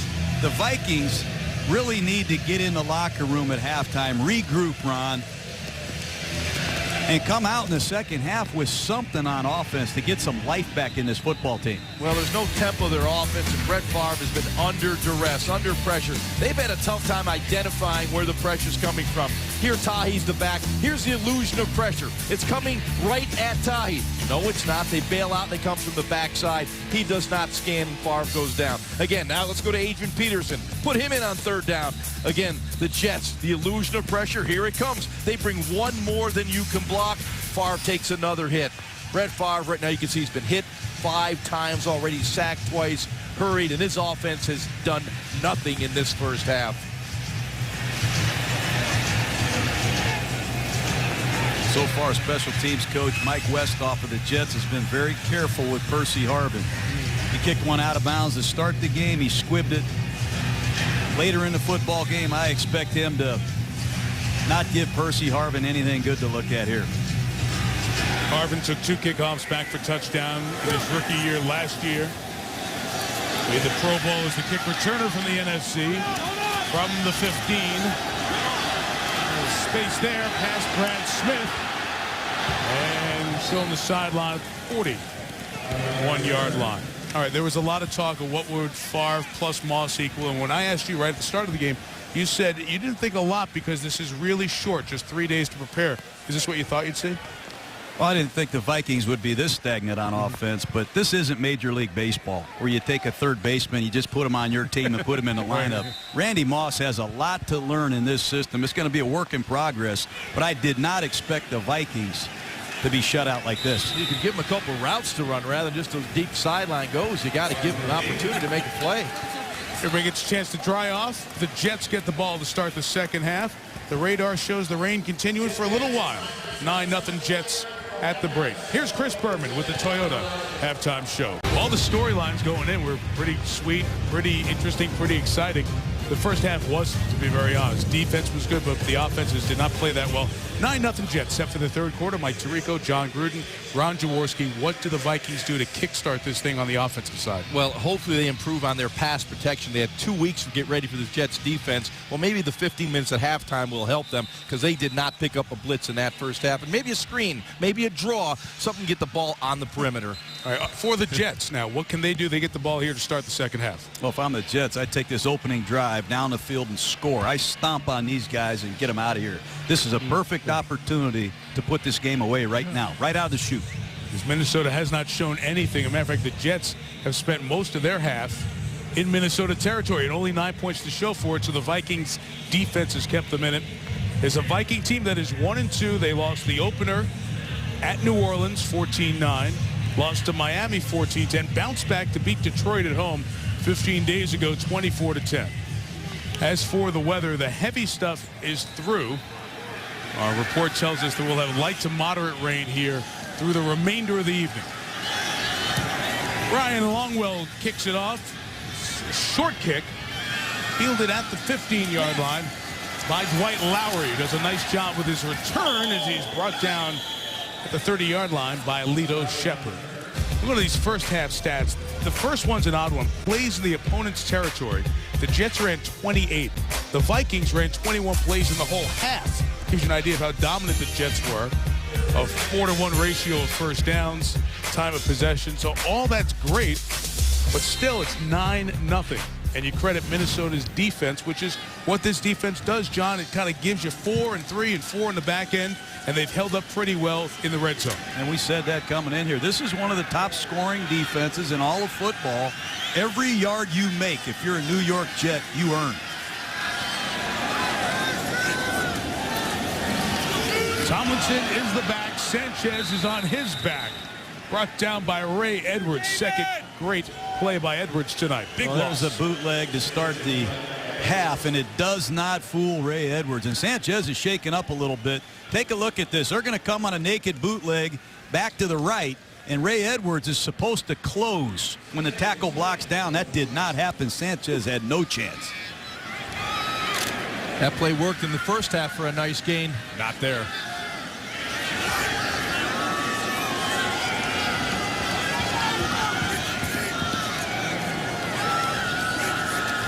After the loss of 10, here's Tomlinson.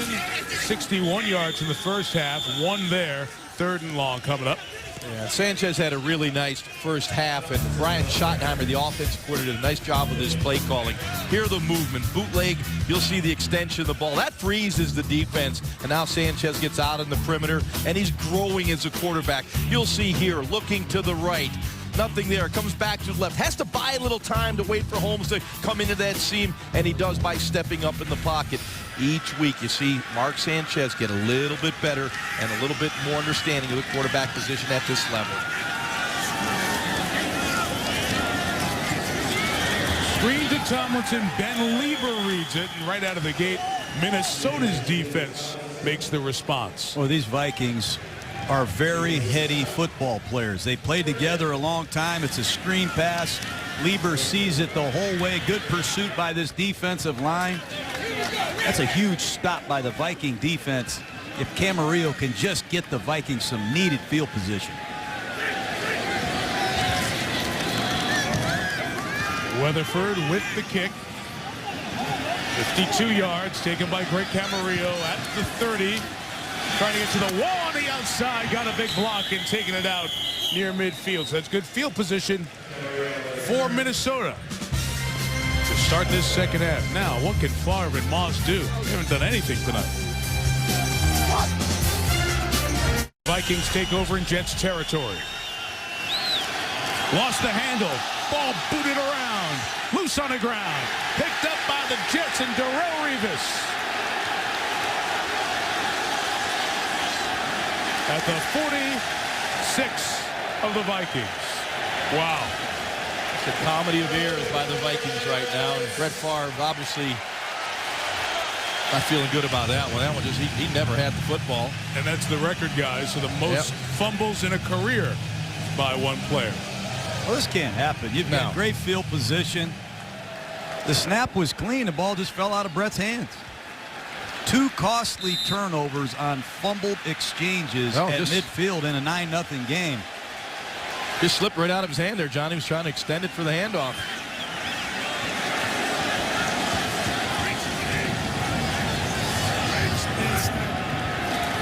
Jets again in Viking territory. Again, their defense has to respond. Sean Green with a gain of only a couple of yards, and with all the stuff that we've talked about during the week with Favre, the investigation that's pending with the NFL, I'm sure people are watching Favre struggle and say, is he mentally into the game? Is he distracted in any way? Any of those issues? So far, their offense is entirely protection, everything else been bad. Favre has been right there with it, and there's no way to quantify that. You have no idea. Only he could tell you, and he might not be able to give you a direct answer. But clearly, to this point, Favre right at the head of the class. Minnesota's offense hasn't done a good job. Sean Green, a nice cut to first down, 35-yard line of the Vikings. I think the Jets are intent right now on closing the deal. This is just a zone blocking play right off the left side behind Ferguson and Slauson on the left side. There's that ghost around the top, but it's the backside blocking that makes this zone blocking scheme go for the New York Jets. It allows Sean Green to press it and cut it back. The Jets block the backside of these zone plays as well as any team in football.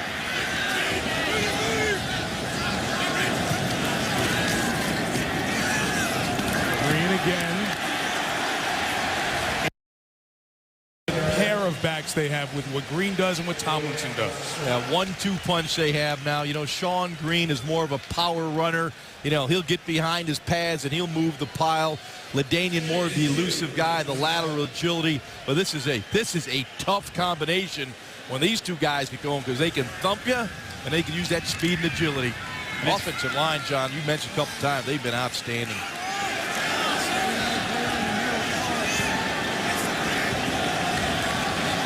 Green carried it 19 yards on the drive. Now give Tomlinson a whirl. LT for the first down at the 23-yard line, John. It's fun calling plays when you got backs like this. LaDainian, Tomlinson, come on in. Play for the Jets. How about a quick trap? Right up one-on-one in a hole with Ben Lieber. There's your jump cut. Get Tomlinson out in the second window. Then they run a trap scheme. They don't even block. Kevin Williams, whoop, there comes the left guard. Kicks him out, and off LT goes. These are well-blocked plays, but the Jets have two outstanding backs, and they're both distinctly different. Green is a hammer, and this guy can do just about anything in a football uniform.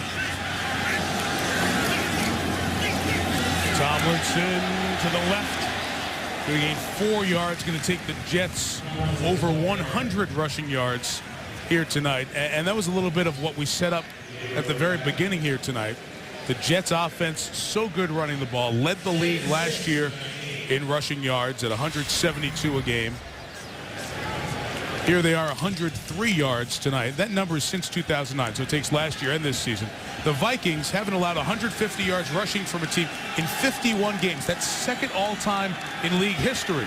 And the Jets have 103 here tonight. They got a chance to get that.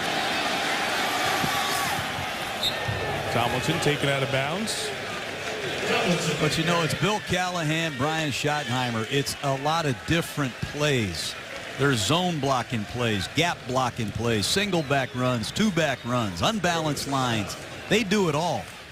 It's that area of the field where Dustin Keller becomes the go-to guy for Mark Sanchez. They like the movement in this area of the field. Get him outside the pocket with the bootlegs and the nakeds. Try to buy a little time and let Keller work his magic down the field. Well, after all runs, they'll empty the backfield on 3rd and 3. Sanchez looking to his security blanket, but Dustin Keller couldn't hang on. He only has one catch tonight, and another field goal attempt, and another small victory by the Vikings defense. That's tough on Dustin Keller. When you're a tight end, boy, you'd like to be able to see the ball leave the quarterback's hands. I thought Mark was a little bit quick right there. Take a look at Keller. The ball's going to be gone before he turns and it gets in on him. That's something we always told our quarterback, Jaws. Let the tight end see the throw. Let him see it leave your hand. He can make the adjustment. Another good get off the field by the Viking defense. Nick Folk continues his perfect night. Good from 34. His 4th field goal. Favre was going to the gloves. We'll see what he and the Vikings can do. Okay, back in New Jersey, 12-0 while we were away. A couple of lightning bolts striking around the stadium, and we can tell you that Pete Morelli, the referee, was discussion with the other folks in control of the game here tonight about the storm, more rain coming in. Well, Brett Favre's been sitting on these numbers for a while. Didn't need much, only 1 touchdown and 74 yards tonight to hit those milestones. 500 touchdowns, 70,000 yards. But it's been such a poor first half, still hasn't hit him. Percy Harvin, kickoff return, won't get to the 20. Here's Susie Colbert down in the rainy field. Suze? Well, Brad Childress told me after the half, Brett Favre's elbow is fine. He didn't question his velocity. He questions his ability to hold on to the snap. He said we need to make our own rhythm, and that the Jets defense hasn't presented anything that they didn't expect, which he said is what makes this damn disappointing. But thank goodness we have the second half to fix it. Mike, so far, not off to such a great start. Not at all, Suze. As the rain comes down a bit heavier, the Jets have an injury to deal with. Drew Coleman, who has sacked Favre already once here tonight, and had another good pressure on Brett, is injured. As they look at him, will step out. Rainy Meadowlands.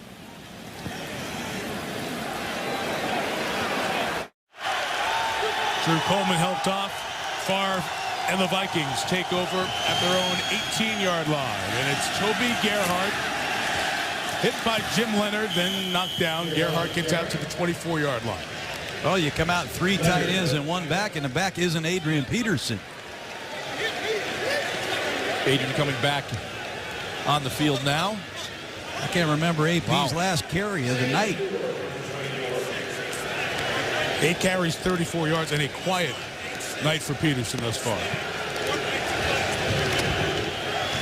Long carry, 15 yards. It's the second longest play. The Vikings have a 19-yarder to Percy Harvin. That's it. Their longest pass completion of the year has been 33 yards. Peterson seeking space. He's going to get about 2.5. And the other thing is, this is not an easy defense to run against. I think the Vikings defense is good. The guys in green are just as. Oh, we've been studying the Jets for the last month. There are no holes in this defense. You're looking at Ellis right there, Sean Ellis. Try running the ball with him in there. He's been one of the top run stuffers in all of football for 11 years. Look at Buuha. This guy, nobody knows who he is. I just said I've been practicing his pronunciation. This guy will rock you as well. And when you throw the ball, you're throwing into the best secondary in the National Football League. Good luck. 3rd and 3 is a far throw for Schenko. Incomplete. Covered by Kyle Wilson. 3 and out again for Minnesota. And these plays have no chance, Mike. I mean, the protection is not there. The routes are covered. It's just too easy for the Jet defense. Well, watch Kyle Wilson right there. I mean, it was like he was in the huddle. And, see, Brett Favre had trouble getting the snap once again. But it's like, the secondary for the Jets knows what plays are coming. They're just jumping the routes. Going to be sure-handed here on a punt catch in the rain. And a driving kick of 58 yards. Jim Leonard from the 17. Going to be brought down at the 23-yard line. Well, the snaps have been a problem. You guys have pointed it out with John Sullivan out. Ryan Cook has been in there. Favre fumbled one earlier. Kind of hang it in and try to hang on. Everything going wrong for the Vikes.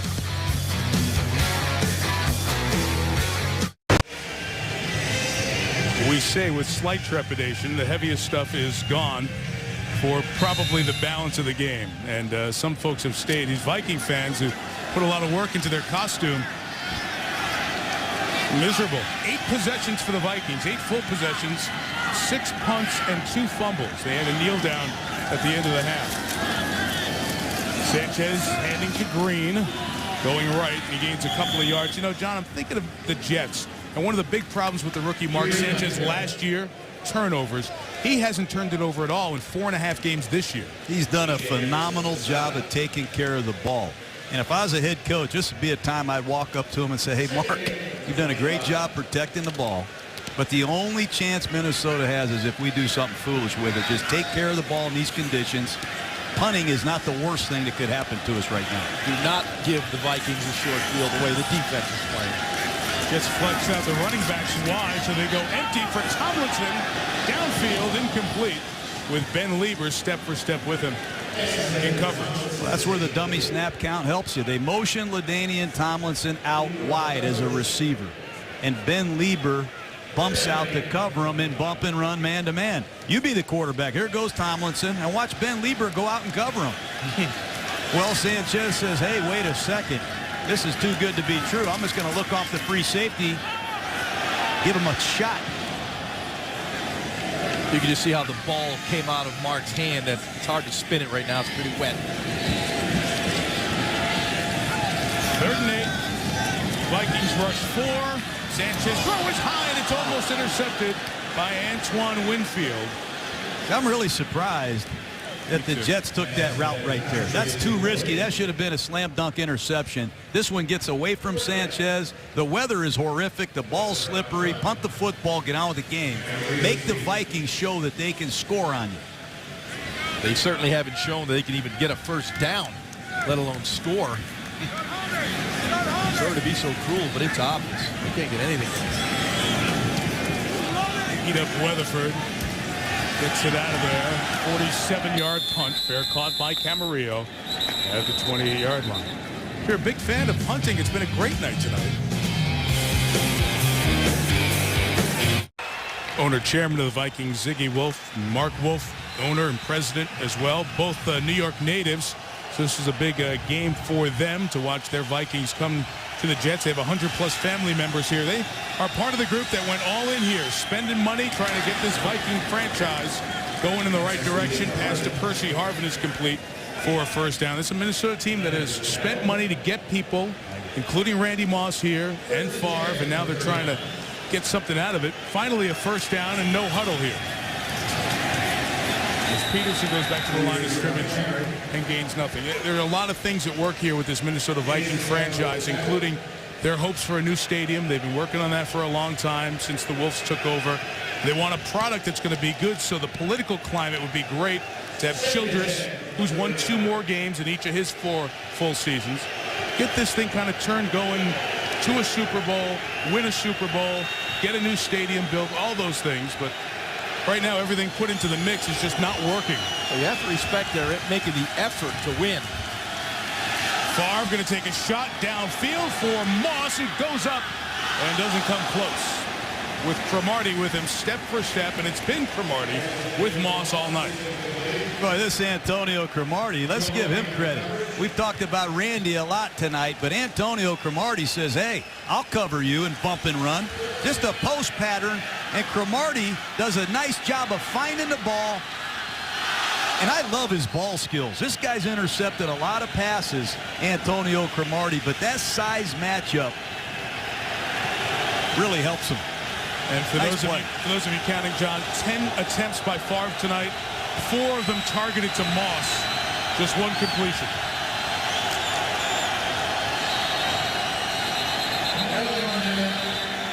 Delay game.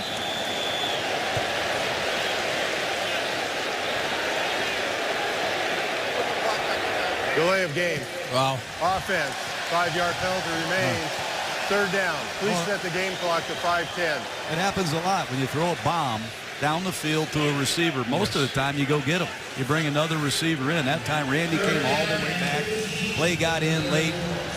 Just a terrible penalty. 3rd and 15. This is a hopeless situation against this defense. Yeah, you run the inside trap probably. Instead of going to run it on 3rd and long. See if they do. Look out. Favre stops on a dime, throws back complete for the first down to Moss at midfield. First 3rd down conversion of the night for Minnesota. Maybe Brett Favre has a little bit of magic left on Monday night. He kept the play alive here. You'll see they're blocking this up, giving him time. He moves outside the pocket. Made a terrific move on Eric Smith to get the ball out. Randy Moss working downfield. Nothing. He's covered. After the gain of 16, Favre to the tight end. Shenko gets 7 yards. Is the best drive of the Viking night. We had a game last year against Chicago, very similar. The Vikings sluggish, did not look good, and all of a sudden the legend finds a hot hand, and when it gets hot, it can be magical. Deepest into Jet territory they have been tonight. Flag down. Peterson around the edge, down the sideline, and out of bounds. Let's check the flag. I think Percy Harvin covered the tight end. Yep, he did, John. And that's a ridiculous offensive penalty. It's inexcusable.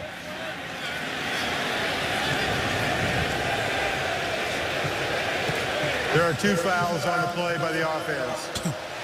Illegal formation. Number 12 covered up number tight end. Holding, number 40. That penalty be enforced. 10-yard penalty. 2nd down. Yeah, I mean, that's ridiculous. This is the National Football League. You have to be off the ball if the tight end is on the ball. That's an illegal formation that you go over day one in training camp. Offensive penalties. The Vikings started the game that way, and it almost looks like they're going to finish the game that way. That's inexcusable by Percy Harvin, who's no longer a rookie.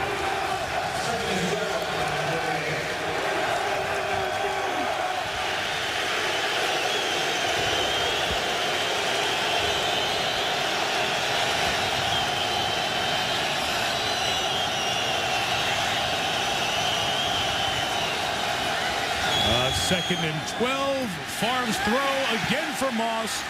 Again Cromartie with the breakup. And it's interesting because Cromartie ended up playing Moss really only because Revis pulled his hamstring at the end of the first half of the Patriots game in week 2. How many draft choices did they give up to get Cromartie? How many guys line up toe-to-toe with Randy Moss and throw a no-hitter? Jaws, those are great plays. This guy's fearless. He's going up and making tremendous plays. He is Velcro to Randy Moss right now. There is absolutely no separation. What a job tonight by Antonio Cromartie. He showed up tonight.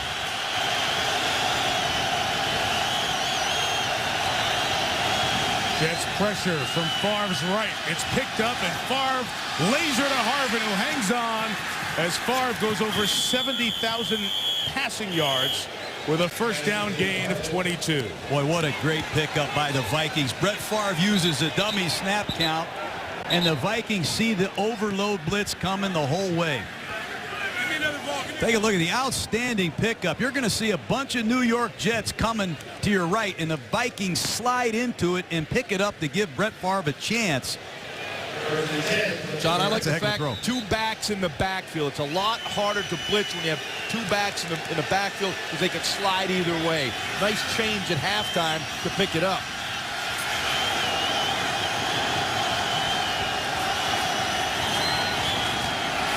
Pocket collapsing. Peterson releasing. Pass incomplete. As Favre is knocked down, Jason Taylor. One of the guys that knocked him down as Brett puts the shoulder pads back in gear. So we mentioned he needed 74 yards coming in tonight. He has 88 now, so he's the only player in NFL history with 70,000 career passing yards. You have to applaud that. I can't even fathom that. It is amazing. Amazing. 70,000 yards. Picked up 3 first downs on this drive. Peterson going to see 3rd and long again. Bart Scott and David Harris as inside backers brought AP down. Well, to give you an idea of amazing, we think of Marino's unbelievable total as almost 9,000 more than Dan. Peyton Manning still has the odometer clicking at 51,000 plus. That's 40 miles, Ron. 70,000 miles, but a big 3rd down right here for the Vikings. And you have to wonder, are they in 4-down territory?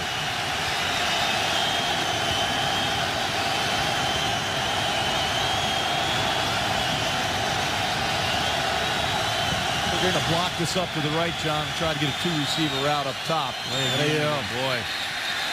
False start.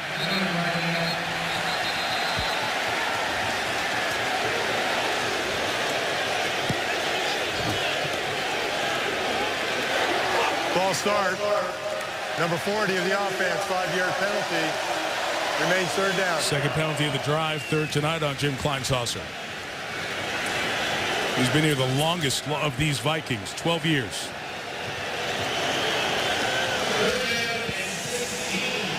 It's hard to watch. These penalties are just killing the Minnesota Vikings. Well, it's a very disappointing offensive effort from a team with an offensive head coach and a lot of talent on this side of the ball, too. Here's the pressure. Favre, jump ball, Moss. Got this one. The 500th career touchdown pass by Brett Favre. And it's the first Favre to Moss.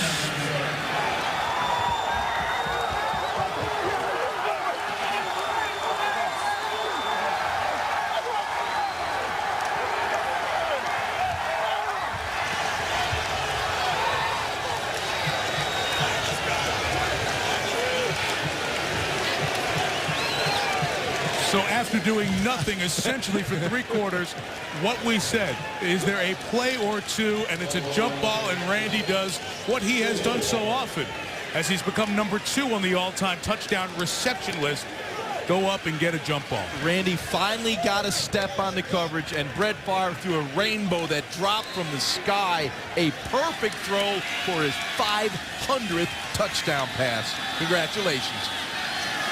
Ryan Longwell's extra point. And after picking up 3 first downs the whole game, they had 4 on that drive to make it a 5-point deficit. Well, it's 3rd and 16. And the New York Jets are going to blitz and leave Randy Moss one more shot at one-on-one coverage. I'm shocked that they blitzed and gave Moss this opportunity on 3rd and 17. It's a great throw. Moss got outside position on the release. He got a step, but Brett Favre makes a sensational throw. But pressure on 3rd and 17 in this situation, I'm shocked. Don, the key is the arc. That ball just dropped down. A few earlier throws, Favre was throwing him a little bit flat. Watch this ball just drop out of the sky like the raindrops have been dropping all night, right into the hands of Randy Moss. And you don't think this guy's excited? 500th career touchdown pass. I'll tell you who's excited is the Minnesota Viking defense. They just got rejuvenated, and they know now, hey, if we get one stop, we got Brett Favre, we have Randy Moss, and we don't want to forget about Peterson either. But this Viking sideline is recharged. One play can do that for you in a tight football game. That was the kind of pass we've come accustomed to seeing Moss catch and Favre throw. Those types of plays. From deep, Brad Smith choosing to take it out. And with big room, Smith past the kicker. And down the sideline, Brad Smith. Inside the 20-yard line. Smith, who had the 106-yard kickoff return against the Colts last year, almost duplicated the feat. An 86-yard kickoff return. Is there anything this guy can't do? He can run, he can throw, he can catch. And what a big kickoff return this is for the New York Jets. And what an amazing job by Mike Westhoff's kickoff return team. There was a huge seam. They gashed the Vikings cover team, and what an alley to run for Brad Smith.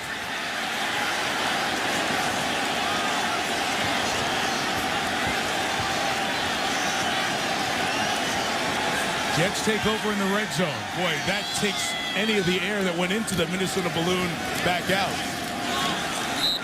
Tomlinson with a gain for about a yard. So that Favre moment that electrified the Viking sideline, the perspective on it here.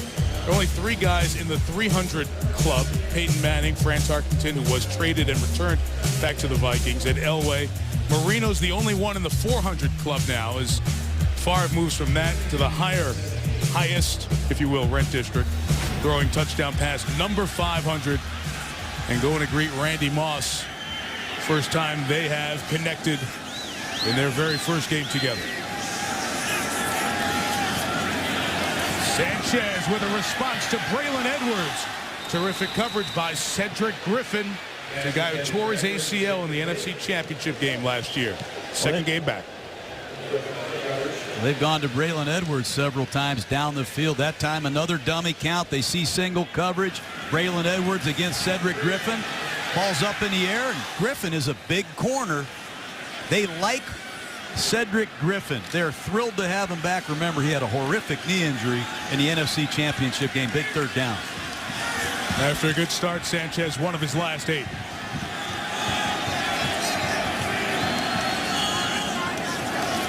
Vikings bring heat. There's Jericho Cotchery, who caught it, but he's short of the first down. Asher Allen pushed him out of bounds, and we'll have about a 30-yard field goal attempt for the Jets. The Vikings are not a high percentage blitz team, but they have chosen tonight to get after Mark Sanchez. Sanchez did a real nice job of understanding, got rid of the football, didn't take a sack, didn't turn the ball over, picked up about 6 yards to set up a short field goal. I can't say enough about this Minnesota Viking defense. Yeah. They've given up some yards. They've given up a few plays here and there, but they've been put in some tough positions by their offense. Once again, a key stop. 31-yard attempt for Nick Folk. 5 5 for 5. He's all the Jets scoring. And it's an 8-point New York lead with a minute left here in the third quarter. Let Brett Favre hang around. You let him hang around, he's going to make a play. Well, we see Moss there with the one glove on the face mask, not the trademark 2 that he usually has. Talk about Randy Moss and coming back to Minnesota. Remember, his first 7 years, he and Chris Carter were a 1-2 combo. His first year in Minnesota, they had the best scoring offense in the National Football League. He scored 90 touchdowns. Then 2 really lost years with disappointing Oakland teams that won a total of 6 games. He comes to the Patriots. His first year there was the big splash, the 16-0 season, the record offense with Tom Brady, and all those touchdowns he produced. As the trade happened, you kind of remember Randy, when he arrived in Minnesota and arrived in New England, was part of 2 of the best offenses of all time that never won the Super Bowl.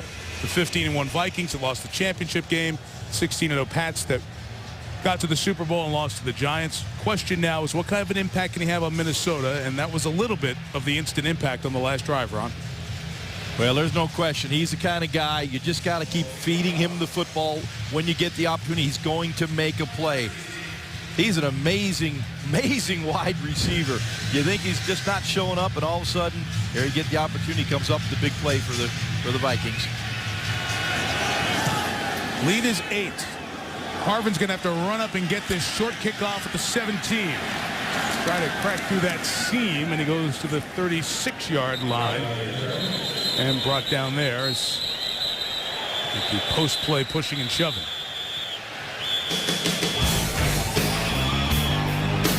Well, you'll see right here. Look at Cromartie. They're shoulder to shoulder, but this is just a perfect throw.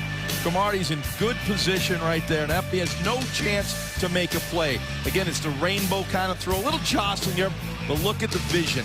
And that ball just drops right into his hands. Almost knew where the ball was coming, kind of shielded Cromartie a little bit so he couldn't make that contact and get his jump where he could knock the ball away. That's a coy wide receiver, understanding how to play a defender when the ball's in the air.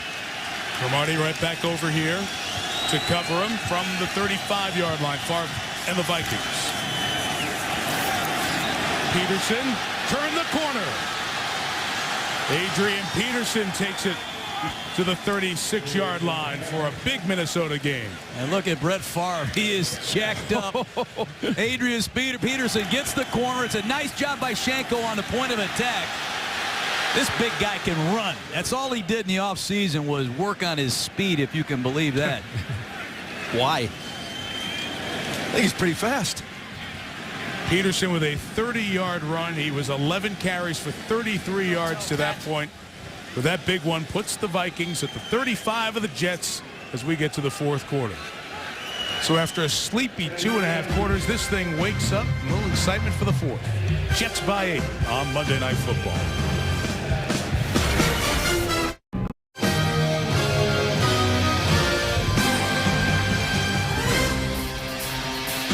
Brett Favre's been a staple on Monday Night Football over the years. His Vikings team down 8 as the fourth quarter begins. Adrian Peterson off a 30-yard run, running through people for about 10 and a first down. Oh, I like that run right there. This guy, Adrian Peterson, when he takes the ball, he's running full speed downhill. And he can make you miss, I said it before, and he can knock you out. And if I'm Darrelle Revis, I might stick to covering guys when he gets around me. Adrian Peterson will hammer you. And that's an impressive start to the fourth quarter. And I like the formation. They had a couple tight ends in that right side. You know, they didn't get that short corner to the Jets defense, and they got Peterson going downhill. Now they spread it out. Rodney Poole came out for the Jets secondary. Eric Smith is in at safety. 3 in a row, Peterson. Gain of a couple of yards. You saw Revis on the last play. The Jets defensive lineman there going for the ball. Fumbling had been a huge problem in Peterson's past. He has not put it on the turf thus far this year. Well, he must have said it 20 times in our meeting last night. High and tight. You know, he is not going to fumble the football. You know, when you look at Adrian Peterson historically, it's when he's been fighting for yards. You know, that's the kind of player he is. He runs like every play is the last play of his career. Sometimes you get him have the ball pop out. Second and 8. Favre looking to Moss. He and Cromartie tangle and a penalty marker thrown.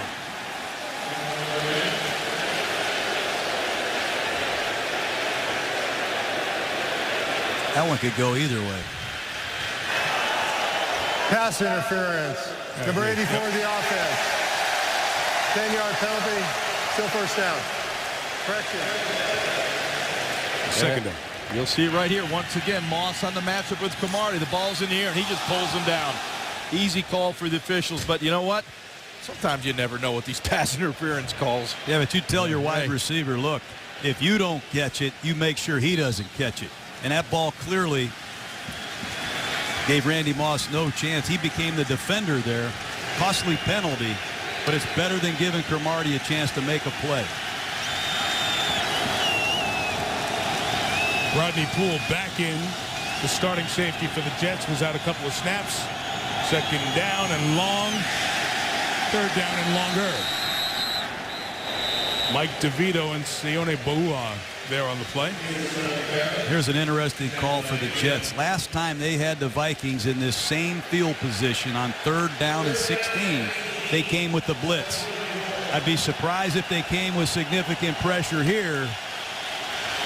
Big call. I would never be surprised from Rex Ryan. He's an aggressive dude, man. He's going to attack. That's how he plays the game.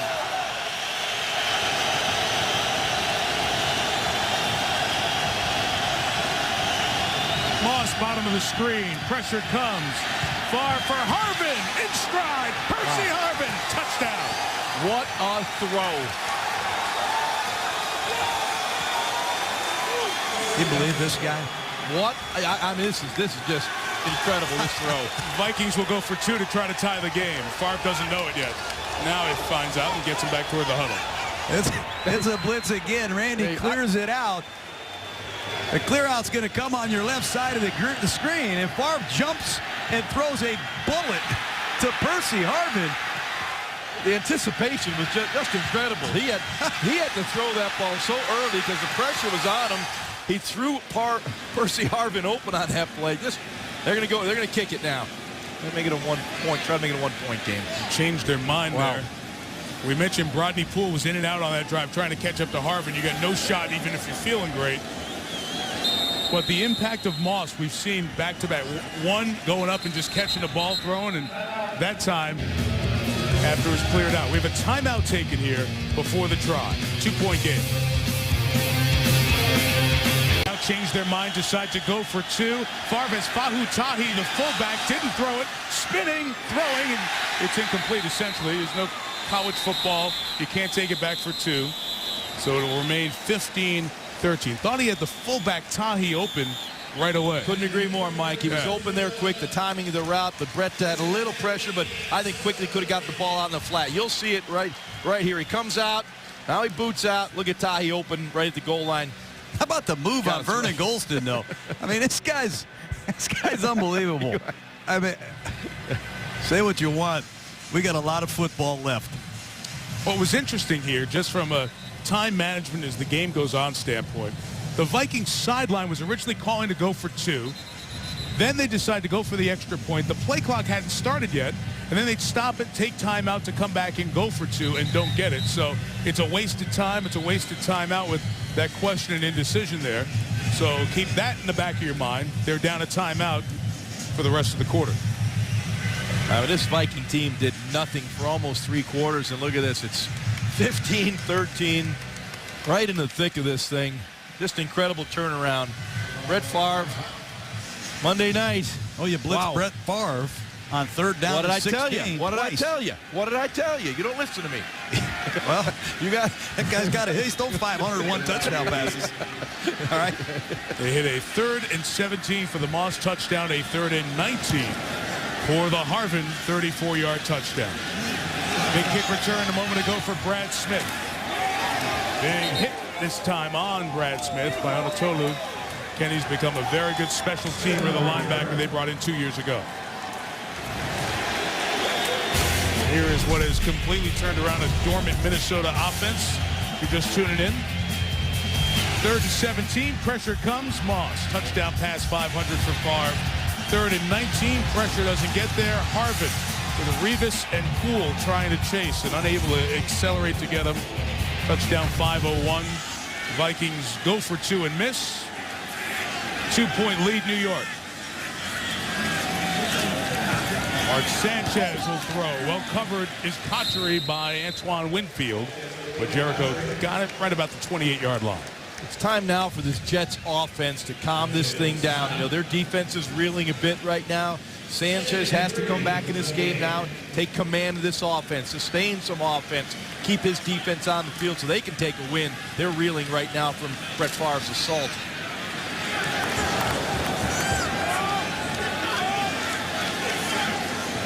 Jared Allen, the sack master, continues to be quiet.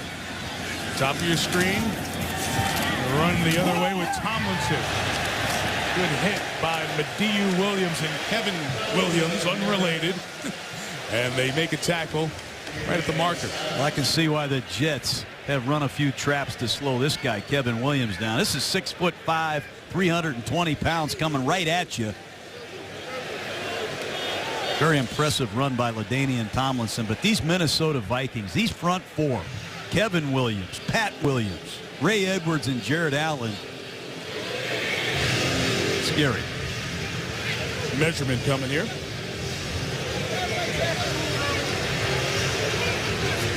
A little short from our vantage point.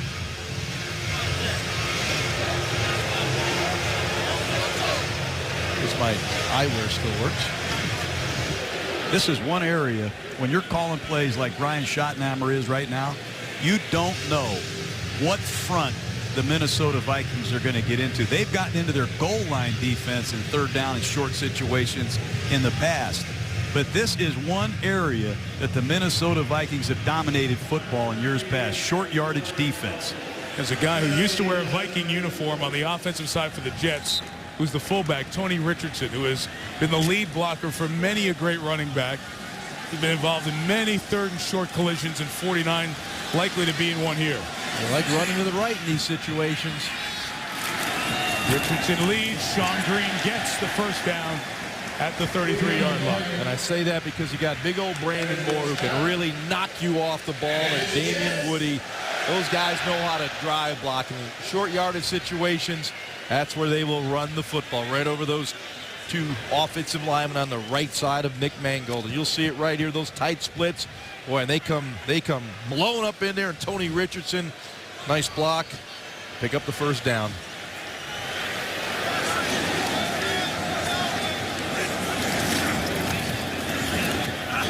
Justin Keller, the 39. D. Williams first, Asher Allen second.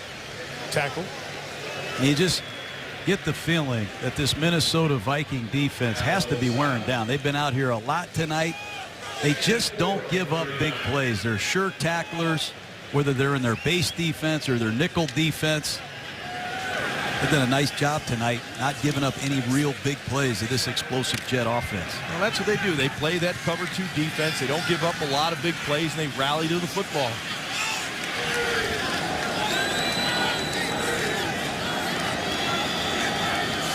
Vikings, a lot of guys in the box. Sanchez, nothing open, scrambling. There were bullets to Braylon Edwards, who's about a yard away from him. And as a game, we have a Viking injured on the play. And that's Cedric Griffin. That's the worst that you can see. Griffin tore the ACL in his left knee, we talked about, in the NFC Championship game. Just his second game back. Oh, I hate to see this. Yeah. I hope it's not a knee again. You don't know. You see the frustration on Griffin's face after all the work he's done to come back from that injury. We'll step out for a second.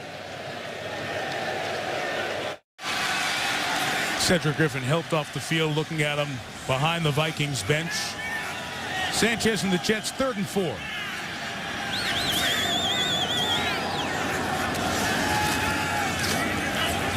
Comes back to the middle off the hands of Keller. It was high, as Sanchez has not been as accurate here. Might have been deflected up front with Kevin Williams jumping up. And the Jets will punt it away with 9:40 to go. Yeah, and Sanchez is really struggling in his second half. He only has 5 completions for a total of 15 yards. And the ball has been getting away on him just a little bit. Got away with a couple that had potentially interception written all over them. Rick Camarillo back. Steve Weatherford to kick. Had a good punting night, Weatherford. 53 yards, fair caught by Camarillo at the 8.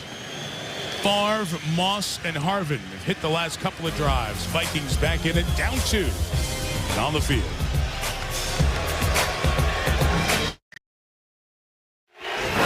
Over the years, the legacy of Brett Favre has intertwined so often on Monday Night Football with these emotional moments Favre has been through. Remember, after the passing of his dad, the 4 touchdowns and nearly 400 yards in Oakland. And then last season, the first time against the Packers, the team he helped define this generation for with the victory in Minnesota. Circumstances different here tonight as Favre goes for his 20th win, trying to equal Dan Marino for the most in the history of Monday Night Football. Adrian Peterson cuts it up a yard short of the first down. Of course, there is the story of the NFL investigation with Favre and Michelle Tafoya and Chris Mortensen reporting earlier today that Ryan Longwell, the Vikings kicker, shared thoughts, and he's been a longtime teammate of Favre, of Brett, with a very emotional statement to his teammates before the game, or at their meeting this morning. How he was apologizing for the distraction he may have caused and promised to come out and play as well as he could. Wasn't there for 3 quarters of the whole offense, but they've kicked it in here late third and into the fourth. Peterson's running's been a big part of that too, but the Jets called to it. Loss of a yard. Sean Ellis leading the 3rd down charge coming up. That's a nice job by the Jet defense, setting the edge. They're going to come right at you.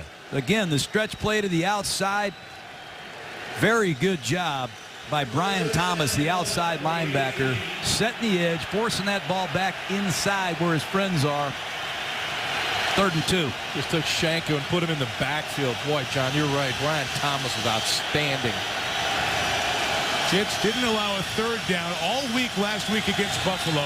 Good part of this game tonight, but Minnesota has picked up the last 5. A bunch of Favre passes, and there Peterson with a run for the first down to the 23-yard line. When you can reverse out and hand the ball to Adrian Peterson, and you got guys like Steve Hutchinson generating this push, but watch Peterson enter the line of scrimmage and just move the pile for a 5-yard run and a critical 3rd down conversion. It's nice to have Steve Hutchinson to run behind in a key 3rd down. He's only been to 7 straight Pro Bowls. Halfway through the 4th. Play action.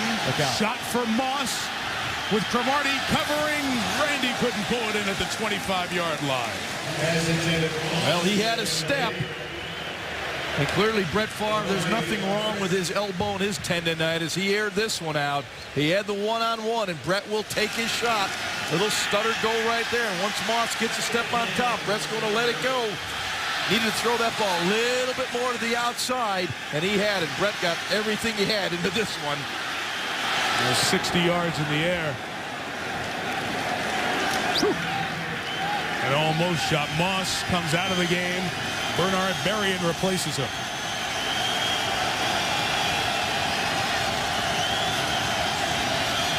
The 22, Favre, the slants for Harvin is incomplete. What's happening now, the offensive line is starting to get a little bit of a rhythm for what Brett Favre is doing back there. And you have Jan Cooper now in there playing that center position. It seems to have cleared up, you know, the exchanges that were malfunctioning earlier in the game, but pretty good throw just off the fingertips of Percy Harvin. And the Jets have put their speed package out here. They've got pace at the top of the screen, Jason Taylor at the bottom, Trevor Price and Ellis inside. They're going to rush 4 and get after Favre. And they bring another one for pressure. Favre down the seam. Harvin could not convert. And the Vikings are stopped on 3rd down. Well, that's one Brett Favre wants back. Percy Harvin right down the seam. He's in the slot. And Brett just underthrew this ball. He knew it the minute it left his hand. He had the middle of the field open, just not an accurate throw.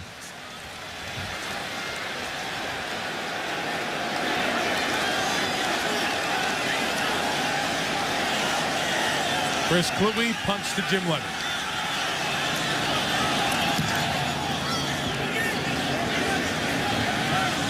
Kick was 45. Fair caught by a frustrated Leonard who thought he had a chance to run with it a little bit. Brett bumming now. Brett Bowman a moment ago. Maybe his Vikings will have 1 or 2 more shots at it. Down 2. Cedric Griffin injured on the last drive for the Vikings. Right knee injury. His return doubtful. Asher Allen is playing corner at the top. Braylon Edwards came down and threw a big block. Tomlinson, he got hit. Boy, there were 4 massive collisions for a gain of about a yard. What a play by E.J. Henderson, the middle linebacker of the Minnesota Vikings. I mean, this play has a chance to get outside, but watch E.J. Henderson launch himself to try to turn this play back. This E.J. Henderson had one of the most horrific injuries late last season I've seen. To see him back playing at this level, very exciting for the Minnesota Vikings. You got to love this guy. Well, he actually tried to punch the ball out, flying through the air. 2nd and 9 for Mark Sanchez. Caught by Braylon Edwards across midfield and a first down into Minnesota territory. That's a confident throw by Mark Sanchez. It's an old school pattern. I used to call this the NC2A route. Play action pass. Here comes Edwards on a deep square end from the left side of your screen. Ball's thrown number to number. Good throw. Nice route by Braylon. They're working on Asher Allen, the young corner. They're going to miss Cedric Griffin. They're already without Chris Cook, their 2nd-round draft choice, and Asher Allen is a primary target of the Jets tonight. Longest pass play of the half takes the Jets to Viking territory. They give it to the guy coming around finally, and Brad Smith lost a yard. Jared Allen been staying home. Makes the play with Madieu Williams. Asher Allen did an excellent job right there. Maybe they're going after him in the passing game, but he played the run very well. Number 21, Asher Allen, coming in, did not get fooled by the reverse right here. Now you see him close on Brad Smith. Trips him up, and Kotri almost with a block in the back. Nice effort by Jared Allen. Pursuing. It's frustrating. You've been seeing that guy coming around all night as the fake. Yeah. Now I can finally actually hit you. I'll get that ghost. I'll get the ghost. Allen's got a half dozen tackles tonight. Sanchez quickly to Kotri. Allen tackles him on the sideline right at the first down mark with 5 minutes to go. Well, you talk about processing information. That's what Mark Sanchez did very quickly. He knew he had the isolation route one-on-one because the blitz was coming. And one area Sanchez has improved dramatically from a year ago is throwing to his left. That is majestic timing with the wide receiver. Come on. John. You got to love that. He's finding Asher Allen. That's what he's doing. There's nothing majestic about it. Find 21 when it's single safety and throw at him.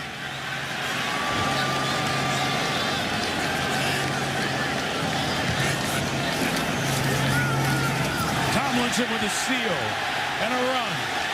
And a first down. He lost the ball, but out of bounds. Tomlinson, who's incredibly safe with the ball. I'd like to have LaDainian Tomlinson on your team when the game's on the line. You got an experienced offensive line. You got a feature back. Watch LaDainian Tomlinson burst through this hole, and there's that stiff arm right there. LaDainian Tomlinson. Nice run. Loses the ball, but it does go out of bounds, and he fumbles about once a year.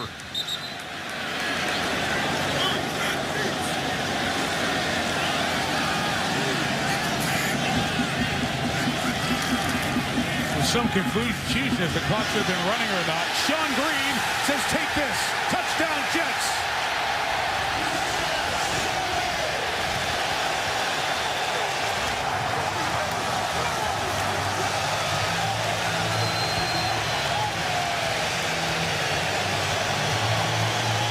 These New York Jets, they know how to run the football.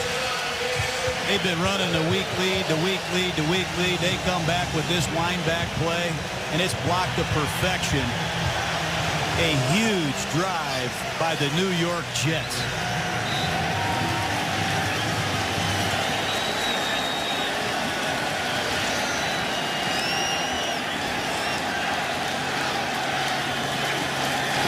Nine-point Jet lead. This is when you question going for the 2 points early in that fourth quarter. Well, here's the wind back. Take a look at the flow's going to start to the left. Both the fullback and the tailback are going to start to the left, and they're going to bluff over here and set this block up for the fullback.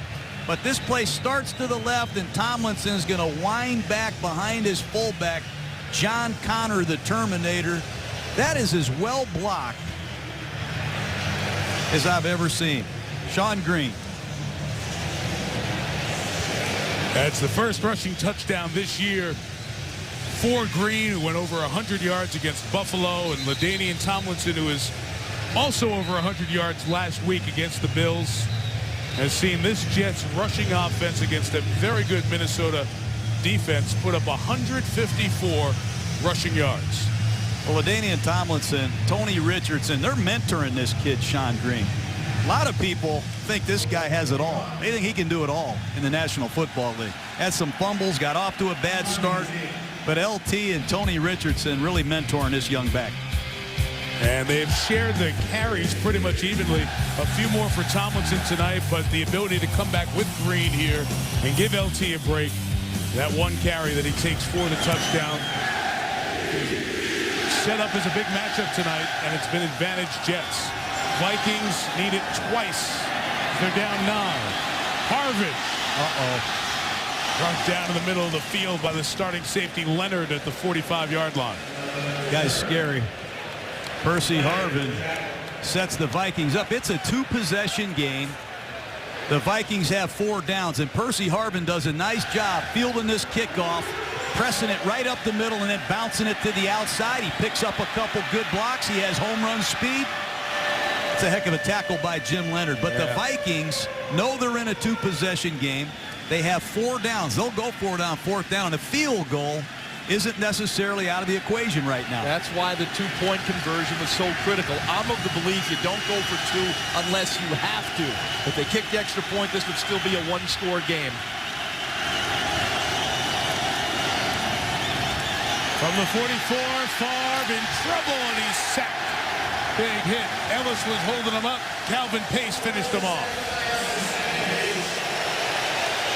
Going to go no huddle here with time dwindling, and Jaws, in addition to going for 2 instead of 1, they also burned a timeout because they didn't know what they were doing. Magnified now. Jets rush 5. Favre jump ball out of the backfield. Peterson in the open field. To the 38-yard line, Adrian Peterson, gain of 21. The awareness of Brett Favre is just incredible. Some of the plays he makes, there's pressure on him. He just has a feel that Adrian Peterson's going to be checking down, and he just drops it down to him for the first down. Well, Randy can't play in the 2-minute drill for good reason. He probably just got here, and he doesn't know the entire playbook.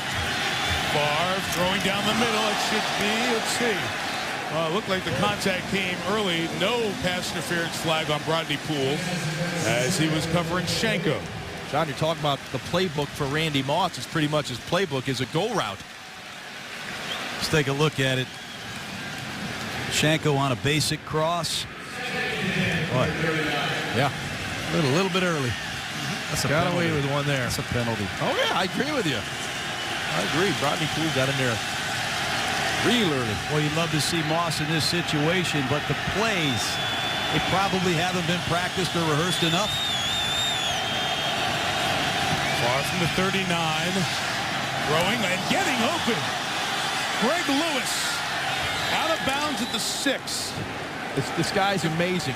He looks down the hole, he pumps down the hole, and allows Greg Lewis to uncover. Well, you don't get pressure on Brett Favre. He looks like he's looking at his throwing elbow, but Greg Lewis beats Revis right here. I don't know if Revis has help over the top or not. Sure looks does. like he does.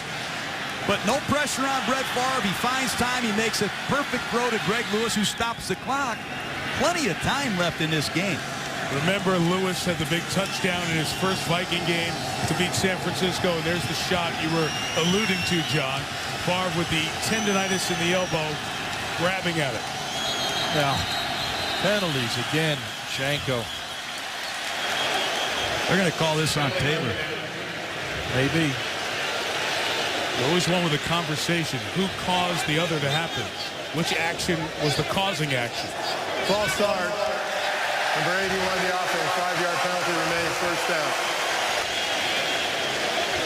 You know, these penalties, but Jason Taylor is doing a nice job baiting both Brian McKinney and Shanko, and Randy Moss has entered the huddle.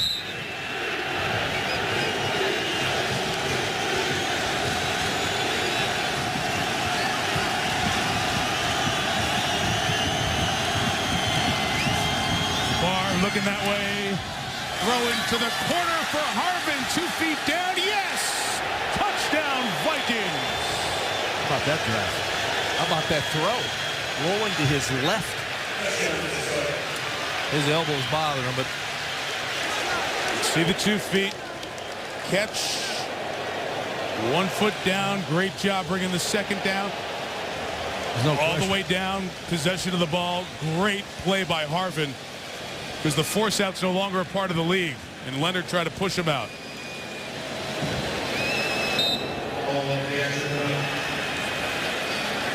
Great stuff. Extra point, Longwell.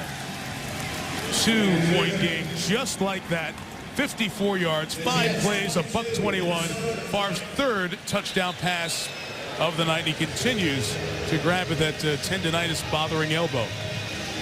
Well, it's a corner route, and Favre gets it up just in time to give Percy Harvin a chance to find it and go get it. Great concentration. When the Vikings got Randy Moss, Brett Favre told me last night the first guy to pick it up was Percy Harvin. Moss walked in. He got Percy's attention, and he said Harvin really had his best 2 practices when Randy Moss showed up. They feeded off each other's energy. They both made big plays. And I expect the Vikings to kick the ball deep and trust their defense to get a 3-and-out stop and set them up. Yep. Too much time left on the clock to onside at 3:09. Be risky. You know, their defense, except for that last drive, where it really sagged a little bit, has been very stout tonight. You know what? If you're the Minnesota Vikings, Brad Children, say, kick it deep. Let's put it in our defensive hands. With 3:10 left and 2 timeouts, if you hold them to 3-and-out, you can get the ball back almost on this side of the 2-minute warning. So that's the clock management situation here. So they do kick Longwell to Brad Smith. From the 3, brought down at the 22-yard line. How about Brett Favre in the second half? Quiet in the first half, quiet in the third quarter, and he just exploded. 3rd and 17, he lays it right in there to Randy Moss. New ball game. Then it's the Percy Harvin off his back foot, a bullet. 3rd down and 19 for another score. And how about this throw to the corner? Harvin goes up and gets it. He shredded New York for 3 touchdowns in the final 20 minutes of this game. Boy, I'd love to see him get the ball back with one more shot. The Jets got to thinking, don't give that hot hand the football again. 3:03. The Jets have run it well on Minnesota tonight. Tomlinson first carry, 2 yards, Viking timeout. Brad Childress was stationed right next to the official on his sideline to stop at 2:59. And this is a situation you practice in training camp every year. It's called the 4-minute drill. 4-minute offense against 4-minute defense. If we make a first down, the game is over. You tell your players to secure the ball, stay in bounds. And defensively, we've got to stop. But the New York Jets have a bunch of really good plays in this situation. One of them is a bootleg. I would not be surprised if they call a bootleg. Well, the concern is if it's incomplete, now you're stopping the clock. You're playing into the hands of the Vikings. But I think a first down is more important. If they don't get a first down, you got to give the ball back to this guy. That's right. So I think you're going to see a little bit more aggressive nature right here by the New York Jets as they call these plays. I don't think they want Brett Favre to have another chance. Well, Brian Schottenheimer, the offensive coordinator of the Jets, has to dial up a couple plays right now that could determine the outcome of this game.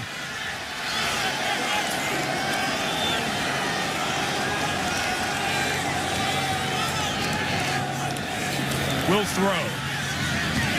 Caught for a big first down by Santonio Holmes at the 35-yard line. That's a gutsy call. Gutsy quick throw. They go after Lito Shepherd. Cedric Griffin's out of the game. They go right at his replacement, Lito Shepherd, and that's really trusting your young quarterback. This is a huge throw by Mark Sanchez. And Santonio Holmes, how nice is it to have Santonio Holmes in town to come in here and ice a football game? Outstanding play by the Jets. Well, accuracy, accuracy, accuracy. That was the key right there. Good position by Lito Shepherd, but the ball was in perfect position where he could not go through Santonio Holmes. Boy, and you got to love the call by Brian Schottenheimer. You know, play calling's about probability, not certainty. You're hoping in that situation you can get the one-on-one on the outside and your receiver could win. Brian Schottenheimer felt he'd get the one-on-one and his receiver won. They don't want to give the ball back to Favre. Vikings out of timeouts, guys. It can still get the ball back with very little time. As long as the Jets don't help them stop it here. And by LT, no gain there. And as the play clock resets, Jets will have to run one more before the 2-minute warning. That time the Jets ran the wind-back play, the same run they scored on earlier with Sean Green. Vikings played a different front. They rejected that. If the Jets would have had a play that would have taken a couple of more seconds, it would have got all the way down to the 2-minute warning. A few extra seconds there. Critical. 2nd and 11, a play where you can throw because of that 2-minute warning, except if that happens, incomplete, and that buys them a timeout. If you're going to do that, you got to run that play clock all the way down to the very end to ensure that you stop it at the 2-minute warning. So that's a clock management F on that play. Wow. Wow. Terrible. An errant throw right now. Boy, you can see this just got away from Sanchez. Now, forget that. Yeah, I agree on that. I mean, but yeah. Clock management, you don't need to know football to manage the clock. And that's a no-brainer. You just gave them a freebie. Hard to understand, and you watch games every week where guys screw that up royally. My goodness. 3rd and 11. Sanchez in trouble. Launching just to get rid of it. High and incomplete. And it will be 4th down at the 2-minute warning. And Brad Childress says, thank you very much for allowing us more time with Brett Favre, Randy Moss, and the ball. 2-minute warning at the Meadowlands. As the Jets' 3rd down play was going on, Randy Moss is there with offensive coordinator Darabell. I can run this play in the 2-minute. Can we do this, by the way, guys? We're going to get the ball back here, I think. Oh, here's the play back behind us. What's going to happen? All right. It's incomplete. Now, awesome? Let me get back to my play. He wants to play in this drive right here. He's just trying to get a couple plays that he knows what to do on. Weatherford punting. Camarillo fair catch, 49 yards. Ryan Longwell is a good kicker. He can make a 50-yarder. He's got a great long leg. So can Brett Favre get him down the field about 45 yards without a timeout? Well, here comes Randy Moss. They're going to have Greg Lewis in the ball game with Percy Harvin. They'll have 3 receivers. It'll be interesting to see if the Jets continue to blitz. I have a feeling you're going to see some 4-man rushes. 2 deep zones with man underneath, Jaws. And Brett Favre has 4 downs and plenty of time. Anything but a sack, and the Vikings, they're in good shape. Well, Brett will work the middle of the field if he's going to get any opportunity to do that, because he'll get Percy Harvin. With about 50 yards for field goal range. Shot to Moss right away. Blanketed by Cromartie. 2nd down. And they came with the heat, John. I love the call right there by the Vikings, right out of the gate. That's why you made the trade to get Randy Moss. He's iced games before with playmaking at the end of football games. It's bump and run, man-to-man. There's no help over the top. And once again, Antonio Cromartie is finishing the night one-on-one with Randy Moss at crunch time. I love this game. Look at that matchup. Timeout taken by the Jets. Jets timeout. Jets timeout.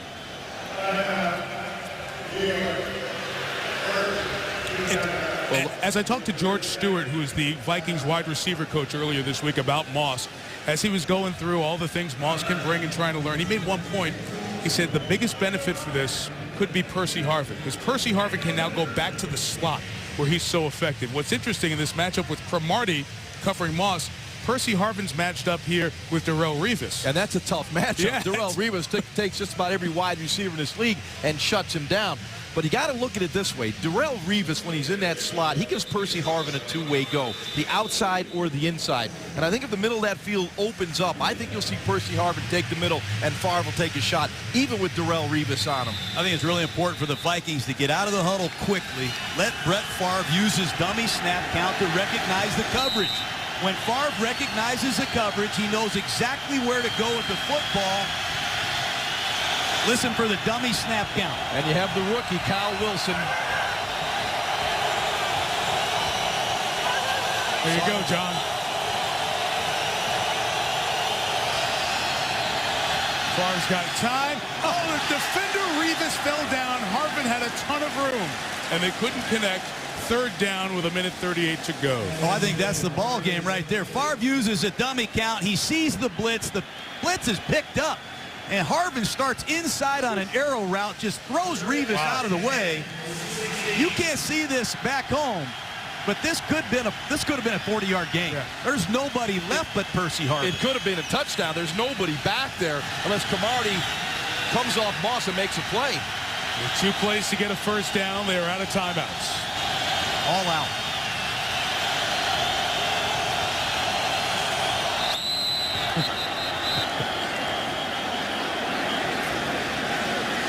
This is all-out blitz. Rex Ryan has everybody up right near the line of scrimmage. He was going to bring the house. Encroachment. Number 92 defense. 5-yard penalty.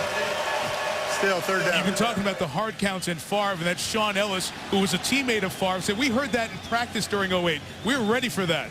Not there. Oh, Brett sees the all-out blitz coming. Look at that middle, wide open. And he can't wait to lob this ball down to the post. 3rd and 5, they've got 2 downs.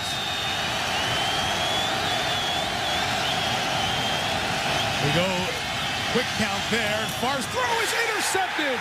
Sliding underneath, Dwight Lowry. Touchdown. Game winner.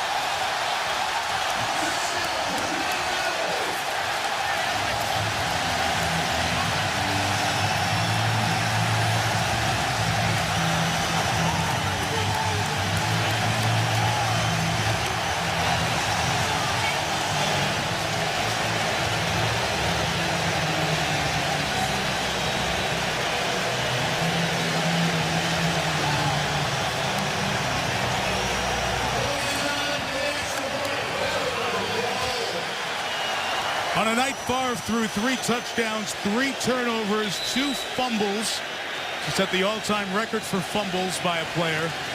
And the man who's thrown the most picks throws a pick 6 to Lowry. Folk makes it a 2-possession game.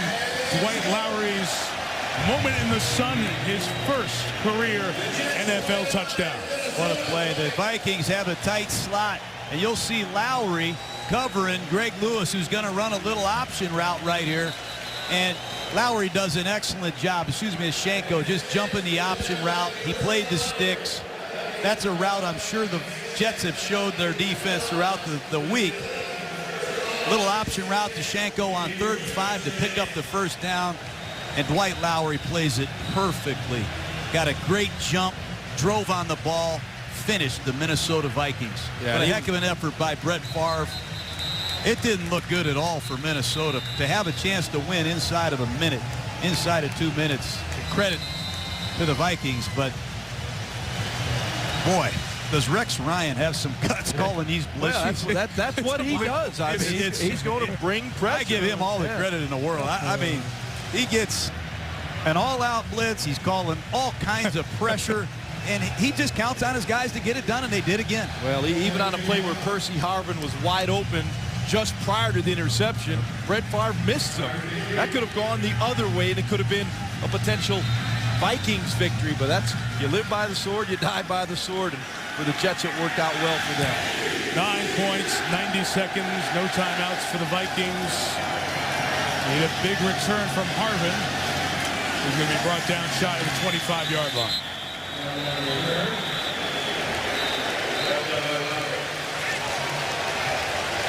So with Minnesota trailing by 9 and no timeouts, the Vikings are on the doorstep of 1-3. And who would have thought that the game next week, Minneapolis would be a pair of 1-3 teams. The Vikings play the Cowboys. If this score holds up, you want to talk about the panic button bowl. There you go. Watch these guys hit a shot downfield. Shanko down the seam.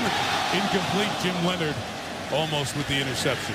But I think the Vikings, when they look at this tape, what'll really make them sick is they had some chances. They had some receivers open. Brett will know that. He made some brilliant throws down the stretch. But when he sees it, he's going to kick himself. He had Percy Harvin a couple times big. Well, they're going to know down the road, you know, they're hopefully get Sidney Rice back. Randy Moss in this offense, along with Percy Harvin, Desante Shanker, Adrian Peterson. They're looking at the end of the season if they can get through this tough stretch they're in right now. Jason Taylor collapses the pocket. Favre's throw for Greg Lewis, incomplete. David Harris just did Greg Lewis a favor. We mentioned the Cowboys game coming up.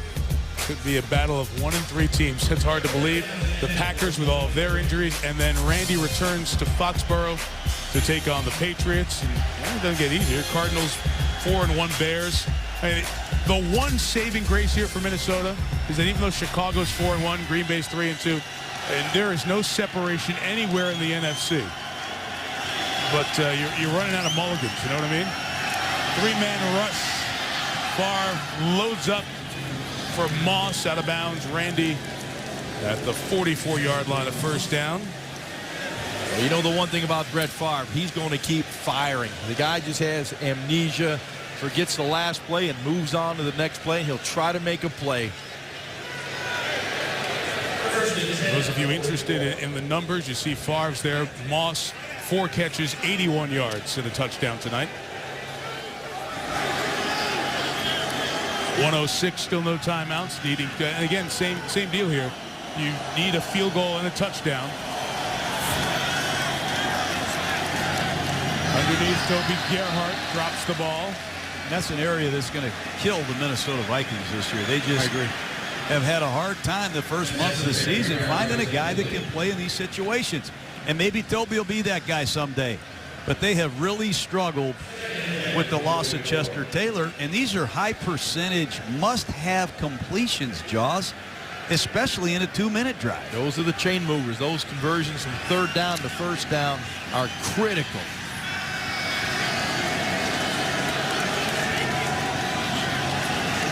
Two deep safeties.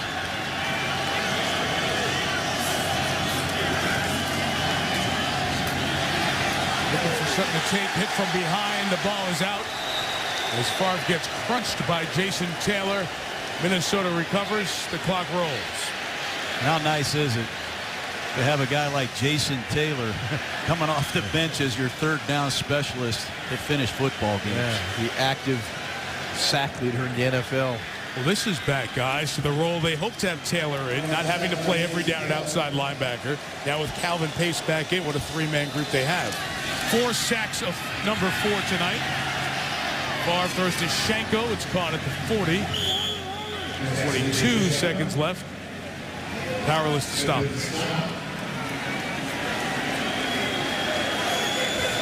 Great competitor, this Brett Favre. Yeah, you know, he'll heave it to the end zone. Yeah, he'll take a shot. That's the way he plays the game. I love it. Peterson, it's incomplete here with a couple of seconds left. Well, the Jets are going to move to 4-1. They go to Denver and they get their week off, so the Jets are in pretty good shape. We all get to reconvene in Jacksonville for Jacksonville and Tennessee, battle of first-place teams, currently in the all 3-2 AFC South. That'll be next Monday night. John and I will be working hard on the game all week. Jaws is off on a book tour. Thank you. Jaws has his new book about all the games that changed the game. Games that changed the game. And, hey, down the road, maybe this will be one of them. Yeah. Some great stuff about Rex's dad, Buddy Ryan, in that. Final play for fantasy points, amongst other things. Incomplete. And it ends there, 29-20. This guy's a lot of credit. These two teams went at each other for 60 minutes. There's some great players right there. Jason Taylor, Brett Favre. What a warrior this guy is. Bunch of Hall of Fame talent on the field on a night when the game was not played crisply. Moss's debut, his 4 catches, 81 yards, 1 touchdown. But one of the big stories will be the turnovers, 3 by the Vikings, and in a rainy night, none by the Jets, as they tie an NFL record 4 consecutive games without a turnover. Mark Sanchez, the guy who followed Brett Favre as the Jets quarterback, beats him in their first head-to-head as Favre hits the 500 mark. It's career touchdown 500, 501, 502, but his team loses 29-20. With Jaws, John, Susie Colbert, Mike Tirico, this has been a presentation of ESPN, the worldwide leader in sports. SportsCenter's next.